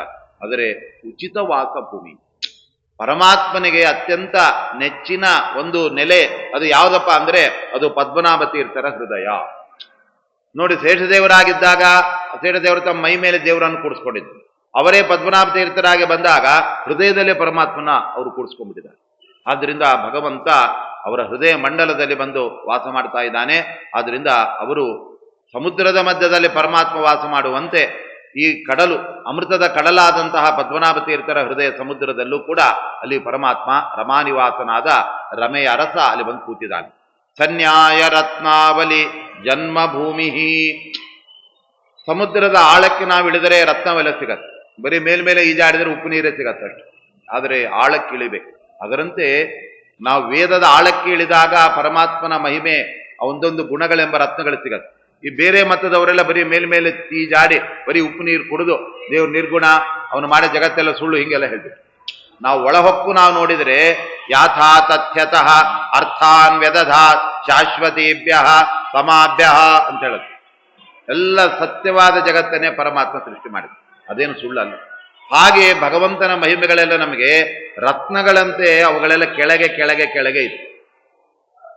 ಎಲ್ರಿಗೆ ಸಿಗುವಂತೆ ನಾವು ಯಾವುದನ್ನು ರತ್ನಗಳನ್ನು ಇಡೋದೇ. ಹಾಗೆ ಪರಮಾತ್ಮ ಈ ವೇದ ಅಂಬುಧಿಯಲ್ಲಿ ತನ್ನ ಮಹಿಮೆಗಳೆಂಬ ರತ್ನಗಳನ್ನು ಕೆಳಗೆ ಕೆಳಗೆ ಕೆಳಗೆ ಇಟ್ಟಿದ್ದಾನೆ. ಬಂದವರೆಲ್ಲ ಮೇಲ್ಮೇಲೆ ಈಜಾಡ್ಕೊಂಡು ಸತ್ಕೊಂಡು ಹೋಗ್ಲಿ, ಆ ಕಡೆ ದಾಟ್ಕೊಂಡ್ಬಿಡ್ಲಿ, ನಾವು ಮಾತ್ರ ಕೆಳಗಡೆ ಇರೋ ರತ್ನವನ್ನು ಸರಿಯಾದ ನಮ್ಮ ಶಿಷ್ಯ ಮಧ್ವಾಚಾರ ಬಂದಾಗ ಕೊಡ್ತೇವೆ ಅಂತ ಪರಮಾತ್ಮ ಕೊಟ್ಬಿಟ್ಟಿದ್ದಾರೆ. ಆದ್ರಿಂದ ಸನ್ಯಾಯ ರತ್ನ, ಇವರು ಸನ್ಯಾಯ ರತ್ನಾವಲಿ ಅಂತ ಒಂದು ಗ್ರಂಥನೂ ಬರೆದಿದ್ದಾರೆ. ಜೊತೆಗೆ ಈ ಪದ್ಮನಾಭ ತೀರ್ಥರೆಂಬ ಅಮೃತದ ಕಡಲಿನಲ್ಲಿ ಈ ರತ್ನಗಳು, ಪರಮಾತ್ಮನ ತತ್ವಗಳೆಂಬ ರತ್ನಗಳಿಗೆ ಅವರು ನೆಲೆಯಾಗಿದ್ದಾರೆ. ಜೊತೆಗೆ ವೈರಾಗ್ಯ ಭಾಗ್ಯ. ನೋಡಿ, ಸಮುದ್ರದಲ್ಲೂ ಇಲ್ಲದೆ ಇರತಕ್ಕಂತ ಒಂದು ದೊಡ್ಡ ಗುಣವನ್ನ ಪದ್ಮನಾಭ ತೀರ್ಥರಲ್ಲಿ ಹೇಳ್ತಾ ಇದ್ದಾರೆ ಟೀಕಾಕೃತ್ಪಾದರು. ಸಮುದ್ರ ನಮಗೇನು ವೈರಾಗ್ಯ ಎಲ್ಲ ಕೊಡೋದಿಲ್ಲ, ಆದರೆ ವೈರಾಗ್ಯ ಭಾಗ್ಯವನ್ನ ಪದ್ಮನಾಭ ತೀರ್ಥರೆಂಬ ಅಮೃತ ಸಮುದ್ರ ನಮಗೆ ಕೊಡುತ್ತೆ. ಯಾಕೆಂದ್ರೆ ಅವರು ಸ್ವಯಂ ವಿರಕ್ತರಾಗಿದ್ದಾರೆ. ಅವರನ್ನ ಯಾರು ಆರಾಧನೆ ಮಾಡ್ತಾ ಇದ್ದಾರೆ ಅವರಿಗೂ ಕೂಡ ಅದೇ ತರ ವೈರಾಗ್ಯವನ್ನು ಕೊಡ್ತಾರೆ. ಆದ್ರಿಂದ ವೈರಾಗ್ಯ ಅನ್ನೋದನ್ನು ಒಂದು ಭಾಗ್ಯ ಅಂತ ನಾವು ತಿಳ್ಕೊಳ್ಬೇಕು. ಅದು ಬಿಟ್ಟು ವೈರಾಗ್ಯ ಅಂತ ಹೇಳಿದ್ರೆ ಯಾವ ಸಂಪತ್ತು ಇಲ್ಲದೆ ಇರೋದು, ಆ ನಂತರದಲ್ಲಿ ಯಾವುದೇ ರೀತಿಯಾದ ವೈಭವಗಳಿಲ್ಲದೆ ಇರೋದು, ಅದು ಅನೇಕರು ಏನು ಅನ್ಕೊಂಡ್ಬಿಡ್ತಾರೆ, ಅಯ್ಯೋ ಇದೇನು ಎಂಥ ಸ್ಥಿತಿ ಬಂತು ಅಂತ. ಅದೊಂದು ದೊಡ್ಡ ನಮಗೆ ಕಲಂಕ ಅಥವಾ ನಮಗೆ ಅದೊಂದು ದಾರಿದ್ರ್ಯ ಅಂತ ತಿಳ್ಕೊಂಡ್ಬಿಡ್ತಾರೆ. ಆದರೆ ದುಡ್ಡಿಲ್ಲದೆ ಇರೋದು ದಾರಿದ್ರ್ಯ ಅಲ್ಲ, ದುಡ್ಡಿಲ್ಲದೆ ಇರೋದೇನಿದೆ ಅದು ವೈರಾಗ್ಯ ಎಂಬ ದೊಡ್ಡ ಸಂಪತ್ತು. ಯಾಕೆಂದ್ರೆ ಪರಮಾತ್ಮ ದುಡ್ಡನ್ನೆಲ್ಲ ಬಿಟ್ಟು ದೇವರ ಕಡೆಗೆ ಯಾರು ಮುಖ ಹಾಕ್ತಾ ಇದ್ದಾನೆ ಅವನಿಗೆ ಒಲಿತಾನೆ ಹೊರತಾಗಿ ಅದು ಬಿಟ್ಟು ದುಡ್ಡನ್ನು ಚೆನ್ನಾಗಿ ಹಿಡ್ಕೊಂಡ್ಬಿಟ್ಟು ಸ್ವಾಮಿ ನಿನಗೂ ಬಂದು ನೋಡು ಇದು ದೊಡ್ಡ ಸೇವೆ ಮಾಡ್ತೇನೆ ಅಂತ ಹೇಳಿಬಿಟ್ಟು ದೇವ್ರಿಗೆ ದುಡ್ಡು ಕೊಟ್ಟು ಸೇವೆ ಮಾಡ್ತಿದ್ರೆ ದೇವ್ರಂತಾನೆ ಬರೀ ದುಡ್ಡಿನ ಮದ ತುಂಬ್ಕೊಂಡ್ಬಿಟ್ಟಿದೆ ನಿಂಗೆ, ಆದ್ರಿಂದ ನನ್ನಲ್ಲಿ ಭಕ್ತಿ ಇಲ್ಲ. ಆದ್ದರಿಂದ ಪರಮಾತ್ಮ ಅವರನ್ನ ವೈರಾಗ್ಯದ ಶಿಖಾಮಣಿಗಳಾದ್ರಿಂದ ಅವರನ್ನ ಮೆಚ್ಚಿ ತನ್ನ ಅನುಗ್ರಹವನ್ನು ಅವರಿಗೆ ದೊರಕಿಸಿಕೊಟ್ಟಿದ್ದಾರೆ. ಆದ್ದರಿಂದ ವೈರಾಗ್ಯ ಭಾಗ್ಯ ಮಮ ಪದ್ಮನಾಭ ತೀರ್ಥಾಂಬುದಿ ಭವತಾದ್ವಿಭೂತಿ. ನಮಗೂ ಕೂಡ ಒಂದು ದೊಡ್ಡ ಸಂಪತ್ತು ಬೇಕಾಯ್ತು, ವೈರಾಗ್ಯ ಸಂಪತ್ತು, ಅದನ್ನು ಕೊಡಿ ಅಂತ ಅವರನ್ನ ಅಲ್ಲಿ ಕೇಳ್ತಾ ಇದ್ದಾರೆ. ಹೀಗೆ ಪದ್ಮನಾಭ ತೀರ್ಥರು ವಿಶೇಷವಾಗಿ ನಮಗೆ ಟೀಕಾಕೃತ್ಪಾದರಂತಹ ಜ್ಞಾನಿಗಳಿಗೂ ಕೂಡ ಅವರು ವೈರಾಗ್ಯಪ್ರದರಾಗಿದ್ದಾರೆ ಅಂತ ಹೇಳಿದರೆ ಇನ್ನು ನಮಗೆ ಅಂತಹ ವೈರಾಗ್ಯ ಅವರು ಕೊಡೋದರಲ್ಲಿ ಯಾವುದೇ ಸಂದೇಹ ಎಂಬತಕ್ಕಂಥದ್ದಿಲ್ಲ. ಇನ್ನು ಇವರು ಇನ್ನೊಂದು ವಿಶೇಷವಾಗಿರತಕ್ಕಂಥ ಒಂದು ಗ್ರಂಥ ರಚನೆ ಮಾಡಿದ್ದಾರೆ. ಅದು ಪದ್ಮನಾಭ ತೀರ್ಥರು ಮಧ್ವಾಚಾರ್ಯನ ಹತ್ತಿರದಲ್ಲಿ ಬಲ್ಲವರು, ತುಂಬ ವರ್ಷಗಳ ಕಾಲ ಅವರ ಜೊತೆಗೆ ಒಡನಾಟವನ್ನು ಪಡೆದವರು. ಹಾಗಾಗಿ ಅವರ ಮಹಿಮೆಗಳನ್ನೆಲ್ಲ ದಾಖಲೆ ಮಾಡಬೇಕು ಅಂತ ಫಸ್ಟ್ ಅವರೇ ಯೋಚನೆ ಮಾಡಿದ್ದರು. ಆಮೇಲೆ ತ್ರಿವಿಕ್ರಮ ಪಂಡಿತರು ಅವರು ವಾಯುಸ್ತುತಿಯನ್ನು ರಚನೆ ಮಾಡಿದರು. ಆಮೇಲೆ ನಾರಾಯಣ ಪಂಡಿತಾಚಾರ್ಯ ಮಧ್ವಿಜಯ. ಆದರೆ ಅವರು ಮುಂಚಿತವಾಗಿಯೇ ನಾವು ಮಧ್ವಗುರುಗಳ ಬಗ್ಗೆ ಅದ್ಭುತವಾಗಿ ಗ್ರಂಥ ರಚನೆ ಮಾಡಬೇಕು ಅಂತ ಹೇಳಿ ಅವರ ಅನುಗ್ರಹ ಪಡೆದು ವಾಯುಲೀಲಾ ವಿಸ್ತರಣಂ ಅಂತ ಗ್ರಂಥ ರಚನೆ ಮಾಡಿದ್ದಾರೆ. ಅದು ಸಾವಿರಾರು ಶ್ಲೋಕ ಅದರಲ್ಲಿ ಮಧ್ವಿಜಯದಲ್ಲಿ ಹೆಂಗೋ ಹಾಕಿ. ಆದರೆ ಆ ಗ್ರಂಥ ರಚನೆಯಾಗಿ ನಮ್ಮ ದುರ್ದೈವದಿಂದ ಅದು ಇವತ್ತು ನಮಗೆ ಉಪಲಬ್ಧಿ ಇದೆ. ಅದು ಎಲ್ಲೋ ಬೇರೆ ಕಡೆ ಜರ್ಮನ್ ದೇಶಕ್ಕೆ ಹೊಟ್ಟೋಗ್ಬಿಟ್ಟಿದೆ ಎಂದು ಕೆಲವರು ಹೇಳ್ತಾರೆ. ಅಲ್ಲಿ ಲೈಬ್ರರಿ ಸೇರ್ಕೊಂಡ್ಬಿಟ್ಟಿದೆ.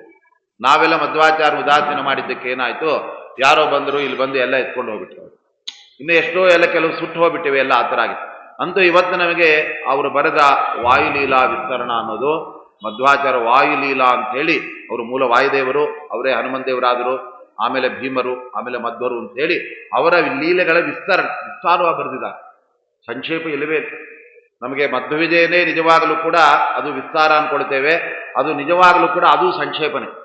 ತ್ರಿವಿಕ್ರಮ ಪಂಡಿತಾಚಾರ್ಯರು ತನ್ನ ಮಗ ನಾರಾಯಣ ಪಂಡಿತಾಚಾರ್ಯ ಹೇಳಿದರು, ಏನಪ್ಪಾ ಮಧ್ವವಿಜಯ ಬರೀಬೇಕು ಅಂತ ಹೇಳಿ ಅನ್ಕೊಂಡು ಬಂದು ನಮ್ಮಲ್ಲಿ ಪ್ರಾರ್ಥನೆ ಮಾಡಿದೆಯಲ್ಲ, ಎಷ್ಟು ಸರ್ಗ ಬರಿಬೇಕು ಅನ್ಕೊಂಡಿದ್ಯಾ? ಅವ್ರು ಹೇಳೋ ಒಂದು 50 ಸರ್ಗ ಅದು, 20 ಸರ್ಗನೂ ಬೇಡ, 14 ಮುಗಿಸು ಅಂತ ಹೇಳಿ. ಯಾಕೆಂದ್ರೆ ಆಚಾರ್ಯ ಮಹಿಮೆ ಅನಂತವಾಗಿದೆ. ನೀನು 20 ಸರ್ಗ 30 ಸರ್ಗ ಬರೆದ್ರೆ ಯಾವನು ಓದಲ್ಲ. ಆಮೇಲೆ ಈಗ 24,000 ಆ ಶ್ಲೋಕಗಳೇ ಇರ್ತಕ್ಕಂಥ ರಾಮಾಯಣ ಯಾರು ಓದ್ತಾ ಇದ್ದಾರೆ? ಆದ್ರಿಂದ ಎಲ್ಲ ಫಿಲ್ಟರ್ ಮಾಡಿಬಿಡು. ಹಂಗೆ ನಿಂಗೆ ಹೇಳಬೇಕು ಅಂತಿದ್ರೆ ಅದಕ್ಕೆ ಒಂದು ಪ್ರತ್ಯೇಕ ವ್ಯಾಖ್ಯಾನ ಬರಿ, ಅಲ್ಲಿ ಸೇರಿಸು. ಆದರೆ ಎಲ್ಲವನ್ನು ಒಂದೇ ಕಡೆ ತೊಗೊಂಡು ದೊಡ್ಡದು ಮಾಡಿಟ್ಬಿಟ್ರೆ ಯಾರು ಓದಲ್ಲ ಅಂತ ಹೇಳ್ಬಿಟ್ಟು ಮುಂದೆ ಬರುವ ವ್ಯಕ್ತಿಯಲ್ಲಿ ಮಧ್ವಜ ಪೂರ್ಣ ಮಾಡುತ್ತಾರೆ ಪಾರಾಯಣ. ಅಲ್ಲಿ ಇಲ್ಲಿ ಕೂತ್ ಪಾರಾಯಣ ಮಾಡಿ ಮದ್ದನ ಮಾಡಕ್ಕೆ ಹೋಗ್ತೇವೆ, ಕೊನೆಗೆ 9ನೇ ಸರ್ಗ ಹೋದಷ್ಟೊತ್ತಿಗೆ ಎಲೆ ಹಾಕಿಬಿಡ್ತಾರೆ, ಅಲ್ಲಿಗೆ ಪುಸ್ತಕ ಮುಚ್ಚಿಟ್ಬಿಡೋದು, ಊಟ ಮಾಡಿ ಮನೆಗೆ ಹೊಟ್ಟೋದು. ನಾವು ಪೂರ್ತಿ ಮಾಡೋಕ್ಕೆ ಆಗಲ್ಲ. ಅದಕ್ಕೆ ಅವ್ರು ಹೇಳಿದ್ರು, 16ಕ್ಕಿಂತ ಜಾಸ್ತಿ ಮಾಡಬೇಡ ಅಂತ ಹೇಳ್ಬಿಟ್ಟು. ಹಾಗೆ ಆಗಲಿ ಅಂಥೇಳಿ ಅಪ್ಪನ ಮಾರ್ಗದರ್ಶನ ಪಡೆದು ಇದನ್ನೆಲ್ಲ ವ್ಯಾಖ್ಯಾನದಲ್ಲಿ ಇದು ಮೂಲದಲ್ಲಿ ಬೇಡ, ಇದನ್ನು ಇನ್ನೂ ಕಡಿಮೆ ಮಾಡಿ ಅಂಥೇಳಿ ಅಲ್ಲಿ ತಂದಿರಿಸ್ಬಿಟ್ಟು. ಹಾಗೆ ಆಚಾರ್ಯರ ಮಹಿಮೆ ಎಷ್ಟು ಹೇಳಿದ್ರು ಮುಗಿಯೋದೇ ಇಲ್ಲ. ಭುವನಾದ್ಭುತ ಮಧ್ವಚೇಷ್ಟಿತಂ ಅಂತ ಅವರೇ ಹೇಳ್ಬಿಟ್ಟಿದ್ದಾರೆ, ನವದೇಮಾಪಿ ಸುರಾಯುಷಾವಯಂ. ಹಾಗಿರುವಾಗ ಪದ್ಮನಾಭ ತೀರ್ಥರು ಬರೆದಿದ್ದರು, ಆದರೆ ಅದು ನಮಗೆ ಇವತ್ತು ಉಪಲಬ್ಧಿ ಆಗದೆ ಅದು ನಮಗೆ ಕಣ್ಮರೆ ಆಗ್ಬಿಟ್ಟಿದೆ. ಹಾಗಾಗಿ ಅಂತಹ ಪದ್ಮನಾಭ ತೀರ್ಥರು ಎಲ್ಲ ನಮಗೆ ಉಪಕಾರ ಮಾಡಿದ ಮಹಾನುಭಾವರಾಗಿದ್ದಾರೆ. ಅವರ ಒಂದು ಚರಮ ಶ್ಲೋಕ ಅಂತ ಹೇಳಿದ್ರೆ, ಪೂರ್ಣಪ್ರಜ್ಞ ಕೃತಂ ಭಾಷ್ಯಂ ಆದೌ ತದ್ಭಾವಪೂರ್ವಕಂ ಯೋ ವ್ಯಾಕರೋತ್ ನಮಸ್ತಸ್ಮೈ ಪದ್ಮನಾಭಾಖ್ಯ ಯೋಗಿನಿ. ಅವರದ್ದೊಂದು ದೊಡ್ಡ ಕೊಡುಗೆ ಅಂದರೆ ಶ್ರೀಮದ್ ಆಚಾರ್ಯರ ಭಾಷ್ಯಕ್ಕೆ ಮೊಟ್ಟ ಮೊದಲು ಟೀಕೆಯನ್ನು ಬರೆದರು. ಅದು ಸುಮ್ಮನೆ ಏನು ಅರ್ಥ ಮಾಡ್ಕೊಳ್ಳದೆ ಬರೆದದ್ದಲ್ಲ, ಅದನ್ನ ಭಾವವನ್ನು ತಾವು ಮೊದಲು ಚೆನ್ನಾಗಿ ಮನನ ಮಾಡಿ ಆನಂದ ಪಟ್ಟು ಅನಂತರದಲ್ಲಿ ಇತರರಿಗೆ ಆ ಭಾವ ಎಲ್ಲ ಗೊತ್ತಾಗಲಿ, ಮಧ್ವರ ಭಾವ ಅಂತ ಹೇಳಿಬಿಟ್ಟು ಅವರು ವ್ಯಾಖ್ಯಾನ ಗ್ರಂಥವನ್ನು ರಚನೆ ಮಾಡ್ತಾ ಇದ್ದಾರೆ. ಅಂದರೆ ನಾವು ಕೇಳದೇ ಇದ್ದರೂ ಕೂಡ ನಮ್ಮ ಮೇಲೆ ಕರುಣೆಯಿಂದ ಅವರು ಅಂತಹ ಅತ್ಯುತ್ತಮವಾದ ಗ್ರಂಥವನ್ನ ಅವರು ರಚನೆ ಮಾಡಿದ್ದಾರೆ. ಮತ್ತೆ ಮಾಯಾವಾದ ಖಂಡನ ಅಂತ ಹೇಳಿಬಿಟ್ಟು ಮಧ್ವಾಚಾರ್ಯ ಪ್ರಕರಣ ಗ್ರಂಥಗಳಲ್ಲಿ ಒಂದು, ಅದಕ್ಕೂ ಕೂಡ ಪದ್ಮನಾಭ ತೀರ್ಥ ಭಟ್ಟಾರಕ ವಿರಚಿತ ನ್ಯಾಯಾಮೃತ ಯಾವುದು ಮಾಯಾವಾದ ಖಂಡನ ಟೀಕಾ ಸಮಾಪ್ತ ಅಂತ ಅವರು ಬರೀತಾರೆ. ಹೀಗೆ ಅವರು ಅನೇಕ ಗ್ರಂಥಗಳನ್ನೆಲ್ಲ ರಚನೆ ಮಾಡಿ ನಮಗೆ ಮಧ್ವಾಚಾರ್ಯರ ನಂತರ ಅತ್ಯಂತ ಮಾನ್ಯರಾಗಿ ಅವರು ಜಗನ್ಮಾನ್ಯರಾಗಿರ್ತಕ್ಕಂಥವರಾಗಿದ್ದಾರೆ. ಆದ್ದರಿಂದ ಮಧ್ವಾಚಾರ್ಯರು ಪೂರ್ಣ ಪ್ರಜ್ಞರಾದರೆ ಇವರು ಕೂಡ ಅತ್ಯಂತ ನಿಶ್ಚಿತ ಮತಿಗಳಾಗಿದ್ದರಿಂದಲೇನೆ ಅವರು ವರಿಷ್ಠ ಸಮ್ಮತ ಅಂತ ಅವ್ರ ಬಗ್ಗೆ ಒಂದು ಟೈಟ್ಲ್ ಇದೆ. ಮಧ್ವವಿಜಯದಲ್ಲಿ ವರಿಷ್ಠ ಸಮ್ಮತಃ ಶೋಭನೋಪಪದ ಭಟ್ಟನಾಮಕಃ ಅಂತ ಬರುತ್ತೆ. ಏನು ವರಿಷ್ಠ ಸಮ್ಮತ? ವರಿಷ್ಠರಿಗೆ ಅಂದರೆ ತುಂಬಾ ಶ್ರೇಷ್ಠರಾದವರಿಗೆಲ್ಲ ಇವರು ಸರಿಯಾದ ಒಳ್ಳೆ ವಿದ್ವಾಂಸರು ಅಂತ ಅವರು ಮೆಚ್ಚಿದ್ರು ಅನ್ನತಕ್ಕಂಥ ಮಾತು. ಅದಕ್ಕೆ ಅವರ ಚರಿತ್ರೆಯಲ್ಲಿ ಒಂದು ಕಡೆ ಒಂದು ಉಲ್ಲೇಖ ಬರುತ್ತೆ. ಆ ರಾಜಮಹೇಂದ್ರಿಯಲ್ಲಿ ಶೋಭನ ಭಟ್ರು ಇದ್ದಾಗ ಆ ಕಾಲದ ಒಬ್ಬ ರಾಜ ಆಸ್ಥಾನ ವಿದ್ವಾಂಸರಿಗೆಲ್ಲ ಒಂದೊಂದು ವಿದ್ಯೆಯಲ್ಲಿ ಒಬ್ಬೊಬ್ಬರಿಗೆ ಪರಿಣಿತರಾದವರಿಗೆ ಒಂದೊಂದು ಆಸನ ಮಾಡಿಬಿಟ್ರು. ಅಲ್ಲಿ 14 ಈ ಕಡೆ 7 ಈ ಕಡೆ 7 ಸಿಂಹಾಸನಗಳ ತರ ಇಟ್ಟು, ನೀವು ನ್ಯಾಯಶಾಸ್ತ್ರ ಓದಿರಾ ಇಲ್ಲಿ ಕೊಡಿ, ಆದರೆ ಎಲ್ಲರನ್ನು ಗೆದ್ದು ಬರಬೇಕು. ನೀವು ವೇದಾಂತ ಓದಿದ್ದೀರಾ, ಎಲ್ಲ ವೇದಾಂತಗಳು ಗೆದ್ದರೆ ಇಲ್ಲಿ ಕೂಡ್ಲಿಕ್ಕೆ ಜಾಗ ಇಲ್ಲ, ಅಂದ್ರೆ ಕೆಳಗೆ ಕೂತ್ಕೊಳ್ಳಿ. ಹೀಗೆ 14 ವಿದ್ಯಾಸ್ಥಾನಗಳು ಅಂತಿದೆ. ಆ ಎಲ್ಲದರಲ್ಲೂ ಕೂಡ ಒಬ್ಬೊಬ್ಬರು ಗೆದ್ದು ಅಲ್ಲಿ ಬಂದು ಕೂತ್ಕೊಂಡಿದ್ರು. ಪದ್ಮನಾಭ ತೀರ್ಥರು ಬಂದರು, ನಿಮ್ಮೆಲ್ಲರನ್ನು ಕೂಡ ನಾನು ವಾದಕ್ಕೆ ಕರಿತಾ ಇದ್ದೇನೆ ಬನ್ನಿ ಅಂತ. ಅವ್ರು ಎಲ್ಲರನ್ನು ಕೂಡ 14 ದಿನದಲ್ಲಿ ಒಬ್ಬೊಬ್ಬರನ್ನು ಒಂದೊಂದು ದಿವಸ ಸೋಲಿಸ್ಬಿಟ್ರಂತ. ಅವ್ರು 14 ಜನ ಬಂದು ನಮಸ್ಕಾರ ಮಾಡಿದ್ರು. ನಮಗೆ ಇನ್ನು ಮುಂದೆ ನಿಮ್ಮ ಮುಂದೆ ಈ ಸೀಟ್ಗಳಲ್ಲಿ ಕೂತ್ಕೊಳ್ತಕ್ಕಂಥ ಸಾಮರ್ಥ್ಯ ಇಲ್ಲ. ಯಾಕೆಂದ್ರೆ ನೀವೇ 14 ಸೀಟಲ್ಲಿ ಕೂತ್ಕೋಬೇಕು. ಯಾಕೆಂದ್ರೆ ನಮ್ಮನ್ನ 14 ಜನರನ್ನ 14 ಶಾಸ್ತ್ರಗಳಲ್ಲಿ ನೀವೇ ಗೆದ್ದು ಬಿಟ್ಟಿದ್ದೀರಿ. ಆದ್ರಿಂದ ನೀವು ಅಪ್ಪಣೆ ಕೊಟ್ರೆ ಕೊಡ್ತೀವಿ ಅಂತ ಕೇಳಿಕೊಂಡು ಅವತ್ತು ಆ ಎಲ್ಲ ವಿದ್ವಾನ್ ಮಂಡಳಿ ಇವರನ್ನ ವರಿಷ್ಠರಿಗೆ ಸಮ್ಮತರಾದವರು.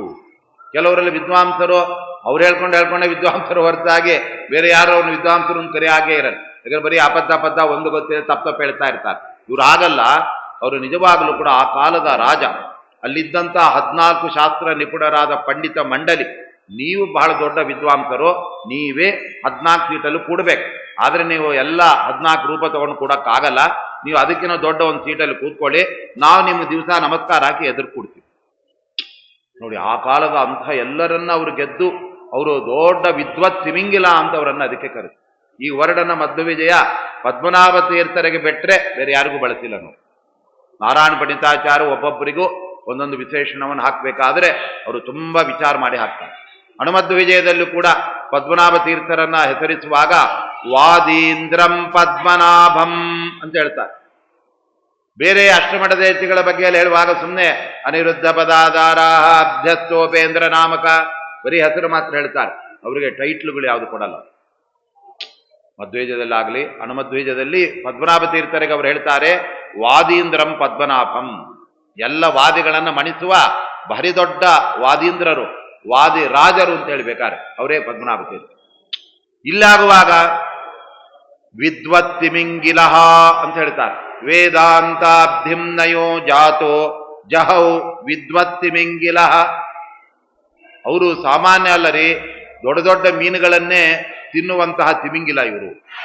ಅಂದ್ರೆ ಅವರ ಪಾಂಡಿತ್ಯಕ್ಕೆ ಹೇಳಿ ಹೆಸರು ಮಾಡಿಸಿದಂತಹ ಒಂದು ವ್ಯಕ್ತಿತ್ವ ಅವರದ್ದಾದ್ದರಿಂದ ಅವರು ಎಲ್ಲ ಆ ಶಾಸ್ತ್ರಗಳನ್ನ ಅನಾಯಾಸವಾಗಿ ನುಂಗಿ ನೀರು ಕುಡಿದು ಬಿಟ್ಟಿದ್ರು. ಅವ್ರಿಗಿಂತಹ ಶಾಸ್ತ್ರ ಗೊತ್ತಿಲ್ಲ ಅಂತೇಳಿ. ಆದರೆ ಮಧ್ವ ಭಾಷೆ ಒಂದು ಗೊತ್ತಿರಲಿಲ್ಲ. ಅವ್ರು ಬಂದು ಹೇಳಿದ್ದಕ್ಕೆ ಭಾರಿ ಖುಷಿ ಆಗ್ಬಿಡ್ತು.